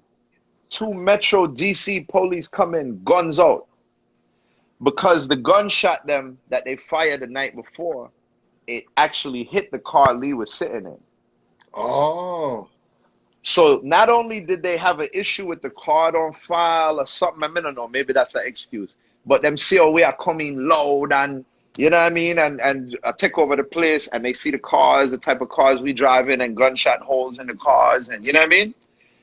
Metro police in there with me and Lo at gunpoint. Yo, if me did have all our remote control, you know what I mean? How good I get shot that morning. If I had a remote control. Right? You know what I'm saying? If I fell asleep with the remote, it was like, yo, what happened? Right? So, do you know, Lee, I believe that's the same weekend that we drove up from Howard Homecoming and we went to Ed and y'all had it out? Yeah, that's the same. That's the same everything weekend. I just told you is one weekend. That damn one Flatbush weekend. When people leave Flatbush, when you leave Flatbush, this is what one weekend is like. The one Flatbush weekend. That was real. But here, I see somebody else said something in the comments. That's what I like about going live. They say, yo, ask Lee when he threw up on his suede suit. Hold on, let me find it. I'm gonna find it for you. We'll say where. I'm gonna find it for you. Where was it at? Remember when Lee threw up on his light blue suede suit? Brooklyn Sharp said that. One. Oh, F Sharp. Was that Brooklyn Sharp or F Sharp? Brooklyn Sharp. F Brooklyn sharp. Sharp. F Sharp. Oh man, do you remember that light? I know F I Sharp. Big up F Sharp. I remember Absolutely. I remember Latif more, Hmm. but I do remember the blue. I do remember the blue suede. I do remember the outfit. I remember Oh, the that was his outfit. birthday. You That saying was his that birthday. that was his Yeah. birthday? Man, I wasn't there. we'll call that. That nigga Lowe I said, tell you. Lowe said we got a Flatbush movie. This was off y'all stories alone. Oh, Free that absolutely. man. Free that man, man. Free that man. Yo. Oh, Listen, enough of absolutely. them, man. Enough of Free them. low. Yo, peace to my dude F Sharp too. That was one of the dudes that every little party in the city. He was a Rockefeller dude. Every party in the city, man, he always used to chime us in and get us in, man. So I have to say respect to F Sharp. He's one of them dudes that always looked out for us. What's up? Definitely, peace to that dude. Good people, Man, good that's people, my good brother right Brooklyn there. people, I mean, good look, Brooklyn people. I know we on to be banging like for 2 hours now. So I'm gonna have to Uh ask huh. y'all. I know Instagram don't go that long. But Uh huh. what y'all got going on right now as far as the Bush babies? What y'all got going on? Sure. Let me talk about that, man. I'll tell you. Um, all last year on the low, we've been working. Ain't been saying much. Sometimes you don't say, you just do. And then when it's time to move, you move. Light got a project coming out right now. Actually, he got a record out right now called Dangerous. It's I heard it. available on We gonna all. premiere Yeah, tomorrow on the platform. that's what's up. That's what's up. It's available on all Push. streaming platforms.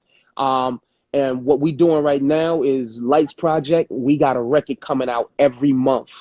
Some of it has, featuring myself. Mr. Man is on the production on that Dangerous joint. He's on the production on a couple other joints. Wait, man produced the Mr. Dangerous joint? Yeah, man produced that. Yeah. Okay, man, you behind the keys. You know we Yeah, working on a We Are Flatbush heavy, album, so I'm heavy, gonna need all of y'all. Damn, heavy, heavy. We're working on a We Are Flatbush project, so we let's Yeah, definitely gonna need all of y'all in it. yeah. So we definitely looking to put out a record every month representing Light Project. The records that we got is crazy. Um, we just looking forward to putting that out. So Dangerous right now, it's all about Dangerous. Cop that, go get it. And then we moving forward with other projects as well. My project, Mr. Man project, and Bush Babies on a whole. So we got a lot of stuff coming forth, but definitely stay tuned for that Light project. It's something. It's definitely I'll something. jump I'll jump in too, man. I'll jump in too. Say that the video actually, and I, we're gonna be doing more of them because me and Lee was just talking about Hmm. getting up that way again. But I shot Dangerous in Flatbush. You Hmm. know what You I'm ain't call saying? me, man. So You ain't call me. yeah, yeah. Me have to apologize. You know what I mean? You You're see how still me forgive you apologizing. earlier. You're still You apologizing, see how yo. me forgive you earlier. You see how Yeah, me forgive you earlier. yeah. Me no want a long time. Just forgive me now. My turn now. You know what I'm saying? Nah, All right, next, let me nah, get y'all. definitely, definitely next. No, we like Lee said, man. I think the main sentiment is, I didn't even think of it as a project, to be honest, man. We just back active, Yeah. and we want to make sure that, like, especially with all the content and the way all the things set now, we want to take advantage because 10 years ago or so, or all this time that's passed, people be like, yo, the technology is also caught up to where it's more feasible for cats to do this in such a way that That's a it can fact. really get the art out there more consistently without the red tape and thing. You know what I mean? Let So me ask you this I'm question right here excited. because I've been hearing this a lot. Also, a lot of people saying if a lot of labels own your masters. So I've been hearing that over 20 years or 30 years, you could get your masters back and redo the album over. I yeah. hear Shanti about to do that. Y'all 30. ever thinking about doing a Bush Baby, like the project that y'all did before, revamp that? So y'all can get all the I'm percentage gonna from tell that? you. I'm gonna tell you the science with So that. it's out now. It's available now, actually. I'm gonna tell you the science with that. Okay. First of all, and I learned this from my pops because my pops is also a musician, was a musician as well. You can redo your whole record right now because the only thing that the label owns is the master recording. So your copyright and your publishing is yours. So you can re-record and remix the whole project, remaster the whole thing, as long as you do it over. What they gonna say? No, no. No, that's what I'm asking. I want to know if brothers is into that. You know what I'm saying? Yeah, as a matter of fact, we have a licensing deal with 90s tape. What is it? HHV Records. Who we did a licensing deal with where they re-released vinyl and cassettes and streaming on both records. The first grouping that they allotted to us sold out. They just read up. So it's been a beautiful thing, man. For them cats that's been doing it for a minute, definitely check with that licensing deals. It's a good move. That's a good fact. That's a good fact. They kind of like you remember Fat Beats back in the days? Yeah, right. I remember Fat Beats in the Village, right up at 8th Street upstairs. Man, come on. Correct. That type Come of on, man. so HHV is like a European version of that. Oh, okay. And so as we started talking, like it made sense to do a little quicker deal that we could get vinyl to certain, like, you know, because those are the diehards, man. They want that vinyl. Yeah, You know what I'm real saying? hip hop overseas want vinyls and things They like want that. vinyl. I do know that. Yeah. So we did that deal. So that, you know what I'm saying?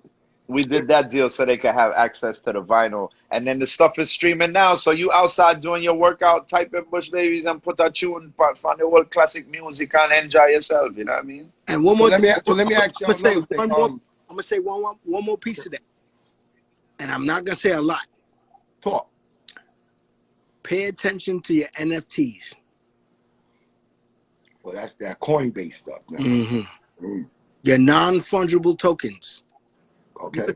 You could do anything, and it will not affect your licensing or your publishing or your copyrights or any of that. But you will still make. Matter of fact, I can't tell you which group, but I'm gonna say somebody put out their album and they sold it for $11 million. The NFT. Motherfucker, tell us who did it, nigga. Shit. I can't do that. I cannot reveal my sources.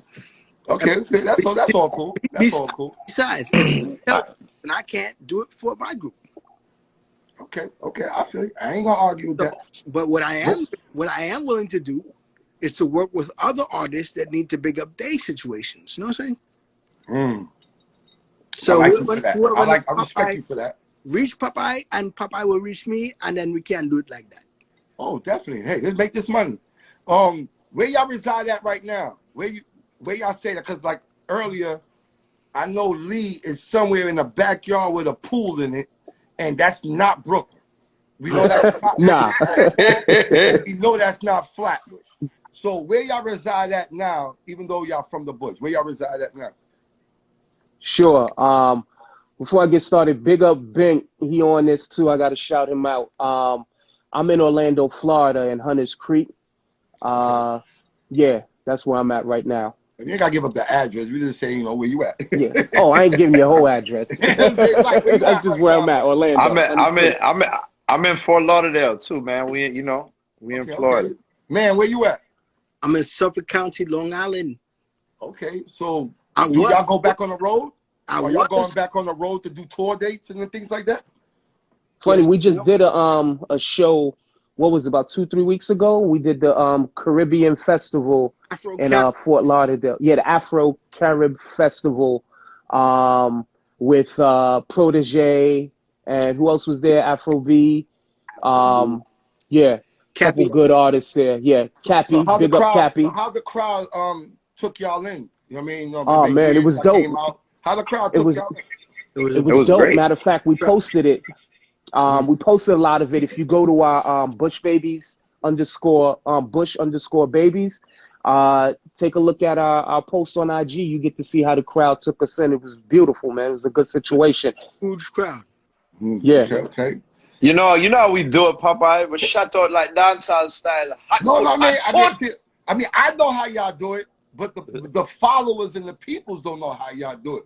That's why we brought y'all here tonight, so y'all can tell them how y'all do it. You know what I'm saying? It's funny because it's you know, as soon as you touch the stage, it's the same vibes like riding a bike type of thing, man. You don't forget that. You don't forget the vibe. Yeah, you don't forget if you forget the vibes, then better you just don't do it. You know so what I mean? Let me ask you a question because I know I heard Jay-Z and Bleak say this one time, or Bleak say it. He said, "Yo, me and Jay don't practice. We just go on the stage and do our thing." when y'all get together, do y'all practice? Do y'all run over a little couple of notes or how y'all gonna do it? Who gonna catch Sound the check. punchline? Like, to be real. So, yo, on the real. I mean, after that Locks and Dipset battle, right? I'm gonna ask y'all about that. How y'all felt about that as hip hop niggas? After hearing something like that and seeing how the Locks was so intertwined with one another, and see how Dipset was all fucked up. You know what I'm saying? Straight up, they was all fucked up. I watched that fucking battle down to last night. I watched that shit like daily. That shit, I'm hip hop. And to see the Locks is one of the illest groups in the game. I could consider Smith & Wesson one of the illest groups in the game, which they are to me. Still are. You know what I mean? They are to me. But when it comes to the Locks, they chemistry, the way they on stage, how they move around, one man not standing here because this and that. I want to know how y'all do it. Do y'all practice? Do you know what I mean? How do y'all get it together? We don't practice, Bertrand. We don't practice. Because you know what it is? We did so many promotional tours, which means we didn't get paid. So we used to bust our ass on stage to make sure that we rock that shit. That's it's brain. It's like I could be asleep and perform. And I think when you're in a group too, it does. If you got that chemistry like what you're describing, then you know it makes it a lot more smoother. Or, you know what I mean? It's I don't want to say easier. It's just a little smoother because the chemistry. You know what I'm saying? You said the key word, chemistry. Yeah. That's the key word, nigga. Very key word is chemistry. That not nobody feeling like bigger than the other.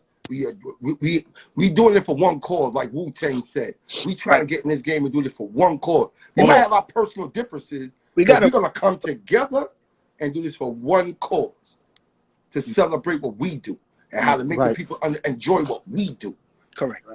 You know what I'm saying? So I never seen y'all perform since Disbelief from back in the days.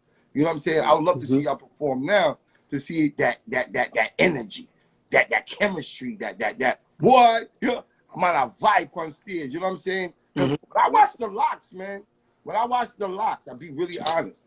They're the only niggas that could do it like that. Next up to them is Smith & Wesson. To me, as a group, Dope. You know what I'm saying? That when you see Tech and Steel get on stage, it's like they ain't nothing else to talk about. There's nothing to talk about. The vibe is there. You can tell when the chemistry is not there. Dipset showed that when the chemistry is not there. Told you, they said I shine, you shine, right? It's like, you know what I mean? So if I'm doing his ad libs, if he's doing my ad libs, I got to do it with the same enthusiasm. You know what I'm saying? It can't be, you know, you can't leave that man hanging. Like, you vibing. It's like jazz. You vibing. Big up Jason, what up? Listen, I know I talked about Smith & Wesson, but I want to really get on the native tongues before we tap out. I know Instagram is funny. Native tongues. Being around them, I know I asked y'all that, but like I said, you know, the vibe, you know what I mean, the chemistry, being around native tongues, that vibe. What did y'all pick out of that element of being around native tongues? What did y'all get out of that? What I picked up is calm down. Think about what you and calm down and do it. It's not a magic show. Just do your thing and concentrate on doing it right. And the people will follow. If the music is good, they're going to follow it. And they're going to know what to do. They're going to know how to move. They're going to know the words. They're going to sing along. Just think about that. Don't try to outshine yourself. And you're a group. So don't try to outshine each other either.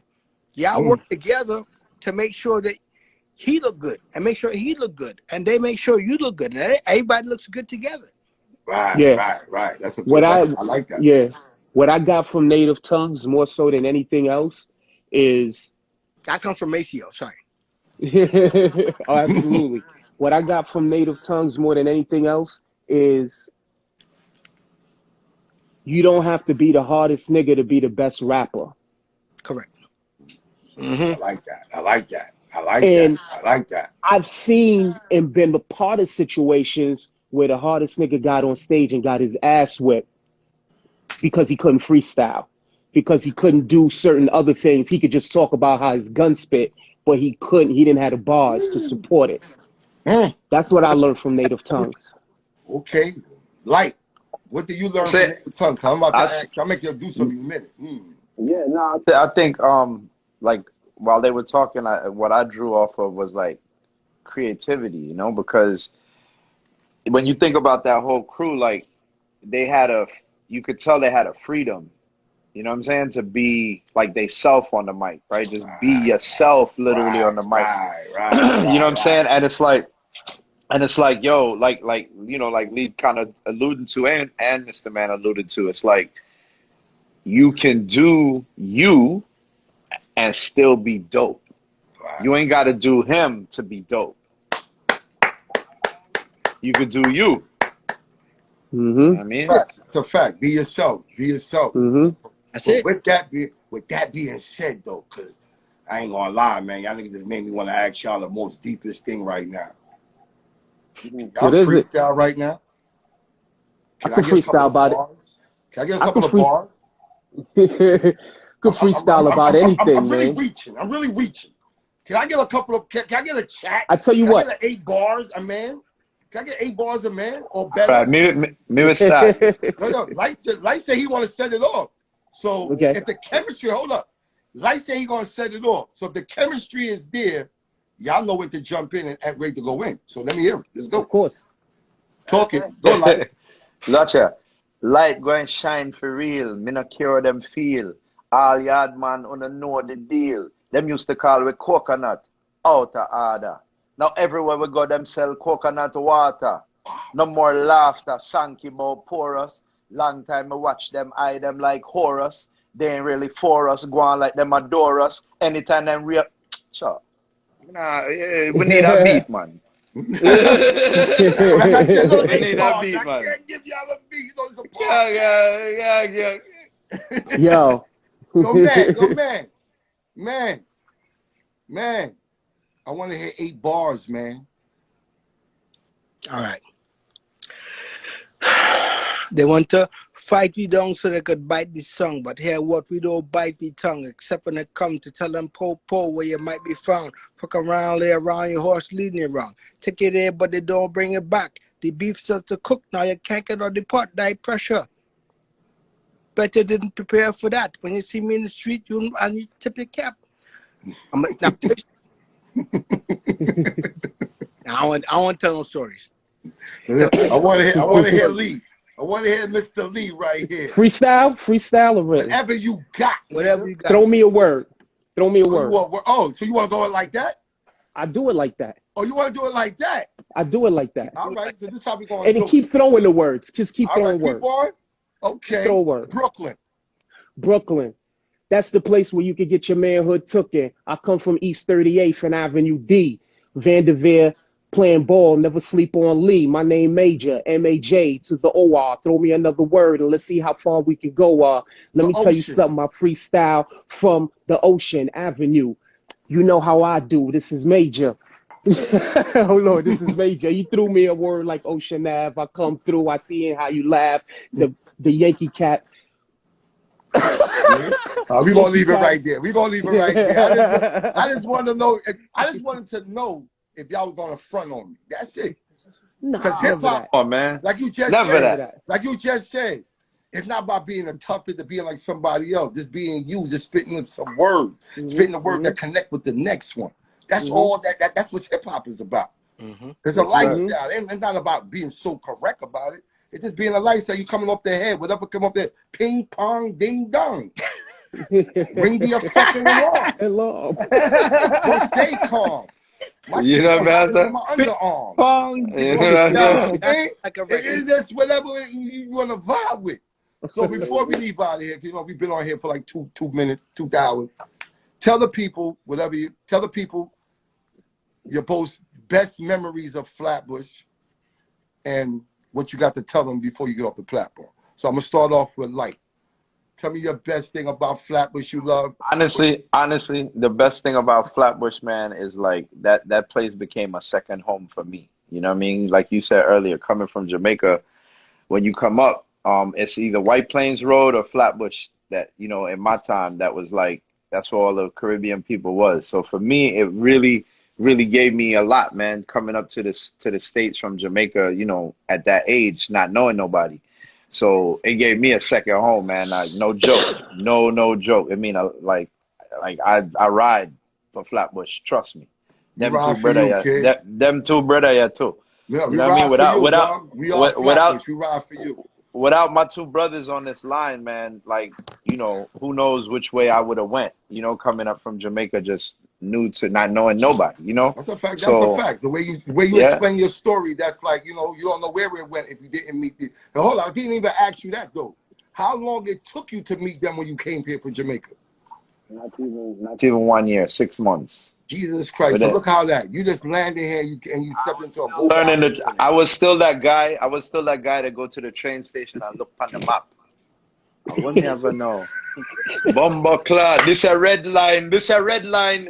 It goes so, and then me have to go jump off.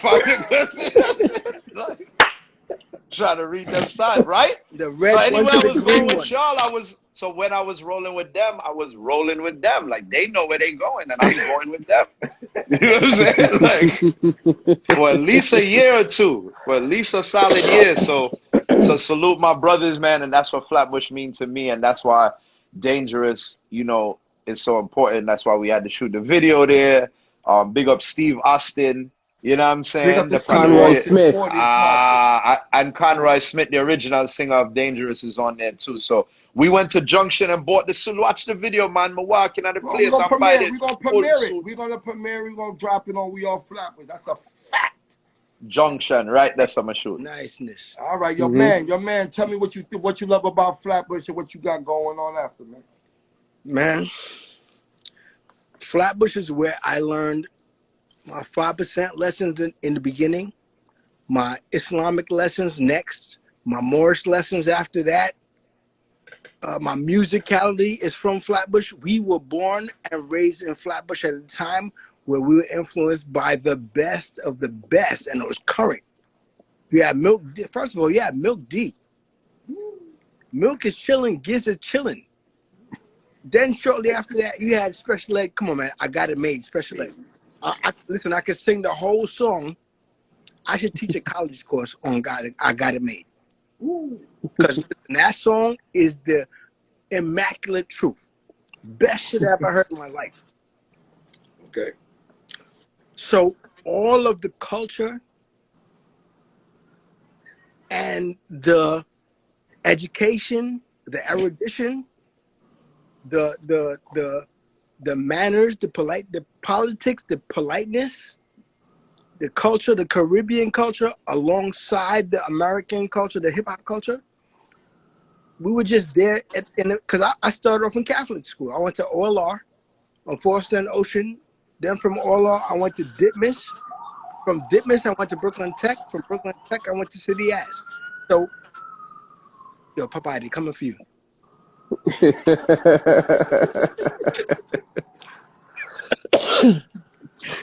Yo. So all those influences, all those different things happened at the right time and at the same time, and all them things influenced me, including everybody on my block. Okay. And then that's what gave me the braveness, so to speak, to even approach these two guys. Because who is this guy? This guy's only like 5'4" at the time, not now, but back then I was like 5, you know, Now you 5'5"? 5 something very small, right? He's a half a man. Right. He's a half a man. You know, me and Jermaine is the same height, right? So to me, I'm like, yo, listen, what you did was dope. You need to roll with me because I'm gonna start a group and you should be in it. And they're looking at me like, all right, man, why you yelling in my face? Like, who are you? Don't worry about that. Don't worry about that. Just come with me. Just show up. And sure enough, here we are today talking to you about some miraculous things that we did. And I'm honored. I'm honored to be talking to y'all. Y'all need to get this understand. I'm honored. Let me tell you something. I'm honored to even. I told you that it was coming for you. Yo, I'm honored to have these two dudes have and trust my words and say, yo, listen, Brethren, let's do something. And they was like, hey, we'll try it. And I'm glad that, you know, fuck it, we're gonna win. No matter what, we're gonna win. And sure enough, we end up doing what we did. And as much as everybody else in Flatbush, not everybody, but as much as your boys, the other groups, I wouldn't say they hated us, but for some reason they was just always mad at us. And I was like, yo, but this is from Flatbush. I told you this earlier, man. It's because of the not to say simple, but it was the fact of what y'all was representing and what other brothers was representing. Like, it was totally different. So brothers just felt like if you representing that, you pussy. Just straight cut the cord. And we not pussy. No, I mean, we don't know that. We didn't really. It's the perception of anything. You could look at Prince and say he pussy too, but some nigga going to tell you he ain't. And Prince will fuck you up. You know what I'm saying? But I'm just saying the perception of that. You know what I'm saying? The perception of that, and that's where people get it twisted at. People get it twisted like he looked like he pussy, but he ain't pussy. You know what I'm saying? Right. Exactly. Mm. Well, Lee, let me hear what you got to say. I would say what I take away from Flatbush, more so and it would affect my life. Two things really: culture, understanding culture, hip hop and dancehall music, understanding culture, and my wife. My wife from Flatbush, she's been with me for over 25 years. So I carry culture and I carry the good woman. I carry culture and I carry the good woman. Just move, clean it up from earlier. That's right. Salute that. Simple as that, man. Culture and my woman, man. That's good. I respect that though. I respect that as a man to say that. You know what I mean? Because we men now. Like I said, when we was younger, we was boys, of course. But you know what I mean? And that's she went, boys to men. And she went through all my Flatbush bullshit, all my Bush baby bullshit, and we still here to this day. And she right inside, listening, just like everybody else. I see you. You love your woman, boy. That's what's up, boy. You can't be around that long without I love my loving your woman. One day I'm gonna get there where you at. I love my woman too. So absolutely, I respect my woman, Tracy. Yeah, man. She got the Tracy cheesecake popping. But there you go. Yeah, we got to support that. We got to support that cheesecake, man. I need to get some of that cheesecake. Okay, we working on deliveries. We're gonna work that out. Deliveries right now. We're gonna work that out. Are you shipping it or what? Freeze and That's what I send. said. We're working on shipping stuff right now. We're working on the shipping. You know what I mean? We gotta get on that. Soon we get that intact. Y'all be the first. So when you start to send me the link, I would just support it. But yo, man, like I said, man, I'm very honored to have y'all on the platform here tonight, Mr. Man, Lee, Light, aka the legends, the one and only Bush babies coming out of Flatbush, man. I respect y'all, man, because it was an honor to have you on the platform.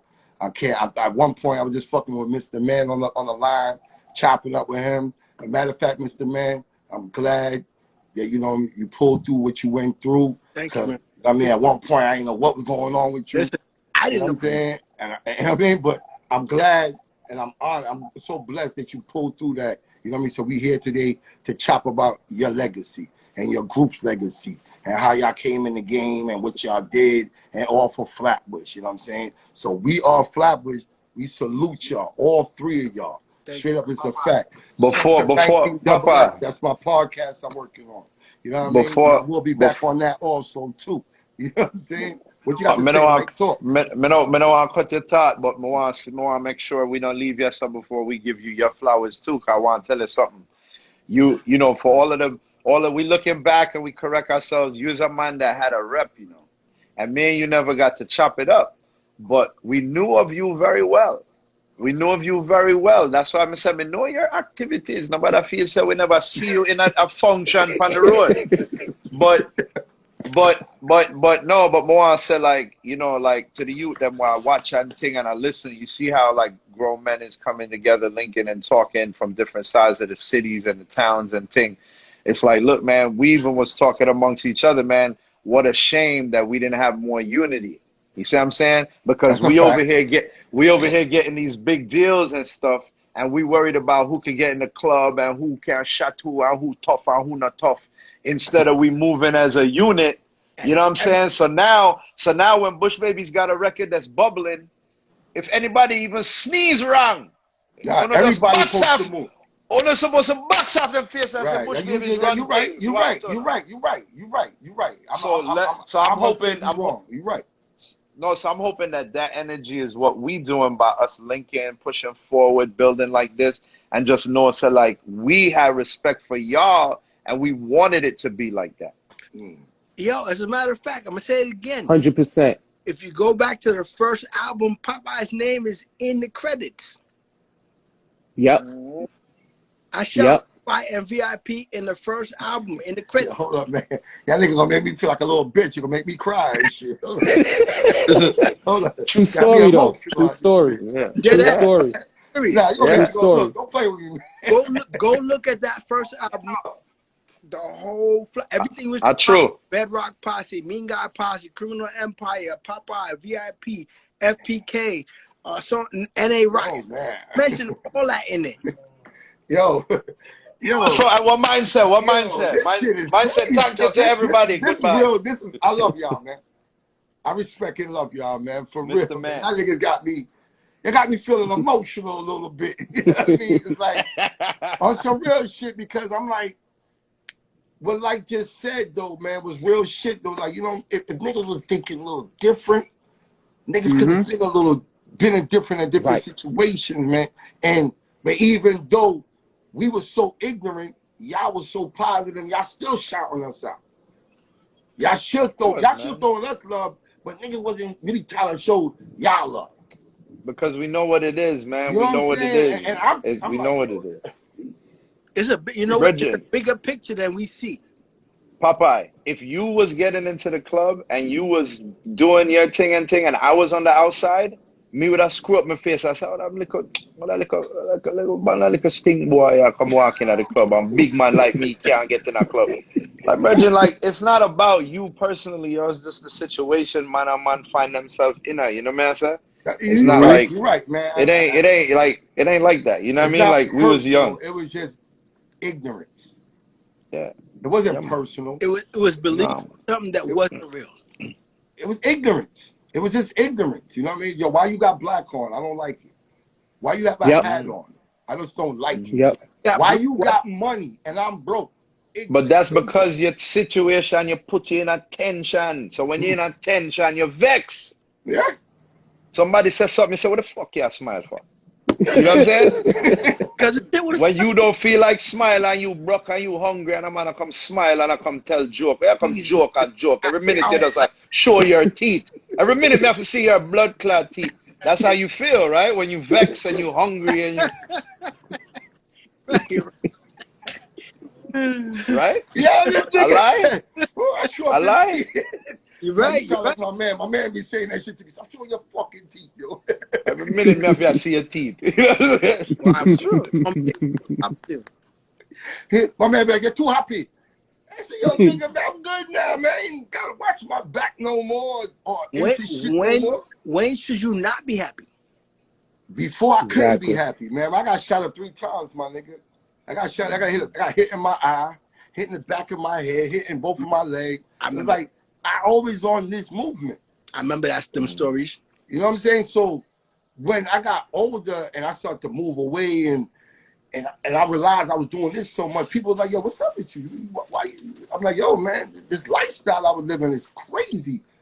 Then I realized that, yo, man, I ain't gotta live that no more. Niggas be telling me, I'm like, yo, listen, I don't involve myself in bullshit no more. Let me tell you something. Let me tell you something. I'm too grown. I'm 50 years old. We used to be, the reason why we were never concerned and it always seemed like we happy and we smiling, it wasn't because we were just happy and smiling. We came from the same shit. But we also traveled to other parts of the world. We didn't just stay on Flatbush Avenue. We didn't have no deal. We in California. We in Atlanta. We rolling with Jermaine. We rolling with but this is what I'm trying to say to you, man. That exposure. What y'all was doing, we was in the hood. Niggas like us was still in the hood. And that's the So difference. you over here doing this. You want video music back city, and we in the hood. We on the corner of Flatbush and Glenwood drinking a 40 and smoking a nickel bag. And how about oh, you want to come do the show? But when we come down the block to get our haircuts, because I used to come down Glenwood and Flatbush all the time to get my haircut. Right there between Glenwood, between Flatbush and Who should cut your hair? Who should cut your hair? Junior.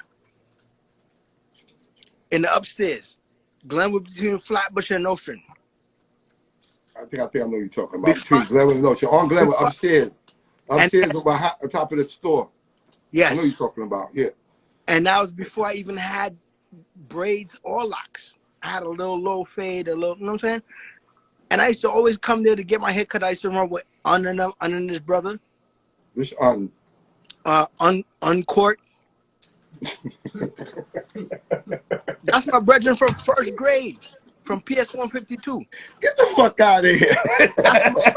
him and all his brothers. Hold on. All my brothers. Hold on. I know you're talking about Master, Mrs. Marcel, and Ryan, his brother. Yes. And I grew up with his wife, Kelly. No, I'm not. Hold on. Before niggas think I'm laughing. I'm not laughing at them. I'm just laughing that you know them. You know what I'm saying? I'm like, oh shit, you know them. Brethren, I'm really from there. We are really from. We just you're right. I just didn't get no bullshit. But I know from all the way from that way to all the way to that way. Whatever in Flatbush, we knew everybody. Okay. That's what's up, man. This is real connected, man. I ain't gonna lie. I can say he know baby. That's what's up, man. Nah. Yeah. The shit is thick. The family is thick, though. But I ain't gonna lie, though, man. Like I said, man. I really appreciate y'all, man, and I really appreciate because the story that we had tonight was some nice little stories. I see my man Lee over there with the pool. I just still can't get over this pool shit. My man got a pool, you know what I mean? He talking like he's showing off. He really showing off. I'm in the pride. That means you invited, son. That means you invited if the man's showing you all of that. How big is first of all? How big is the pool? How big is the pool? Is it 2 feet or 1 feet? 6. It's 5. It's hold on. No, I'm gonna make that nigga look up and show his Hold on, it come all the way around. All right, man. It come all the way around. You know this. He ain't got no kiddie pool, man. He represent. Ain't no kiddie pool. But on a real note, I respect y'all, man, and y'all showed me something more better tonight about that we wasn't unified back then, and you know what I mean, and it was stupid, but you know that was back then. But the history is so deep with y'all because the simple fact that y'all came from the bush and y'all had the chances to be at places where a lot of dudes wasn't able to, because there's a lot of people that came from the bush. But I'm really looking at y'all's success more or less at that time of the era that came from the bush. I'm gonna say y'all in special ed, and I'm gonna say Fushnickens was one of the tops. And Doc Ice. Well, they was born before y'all. Full force. I'm talking more y'all era. Yeah, more yeah. the golden era.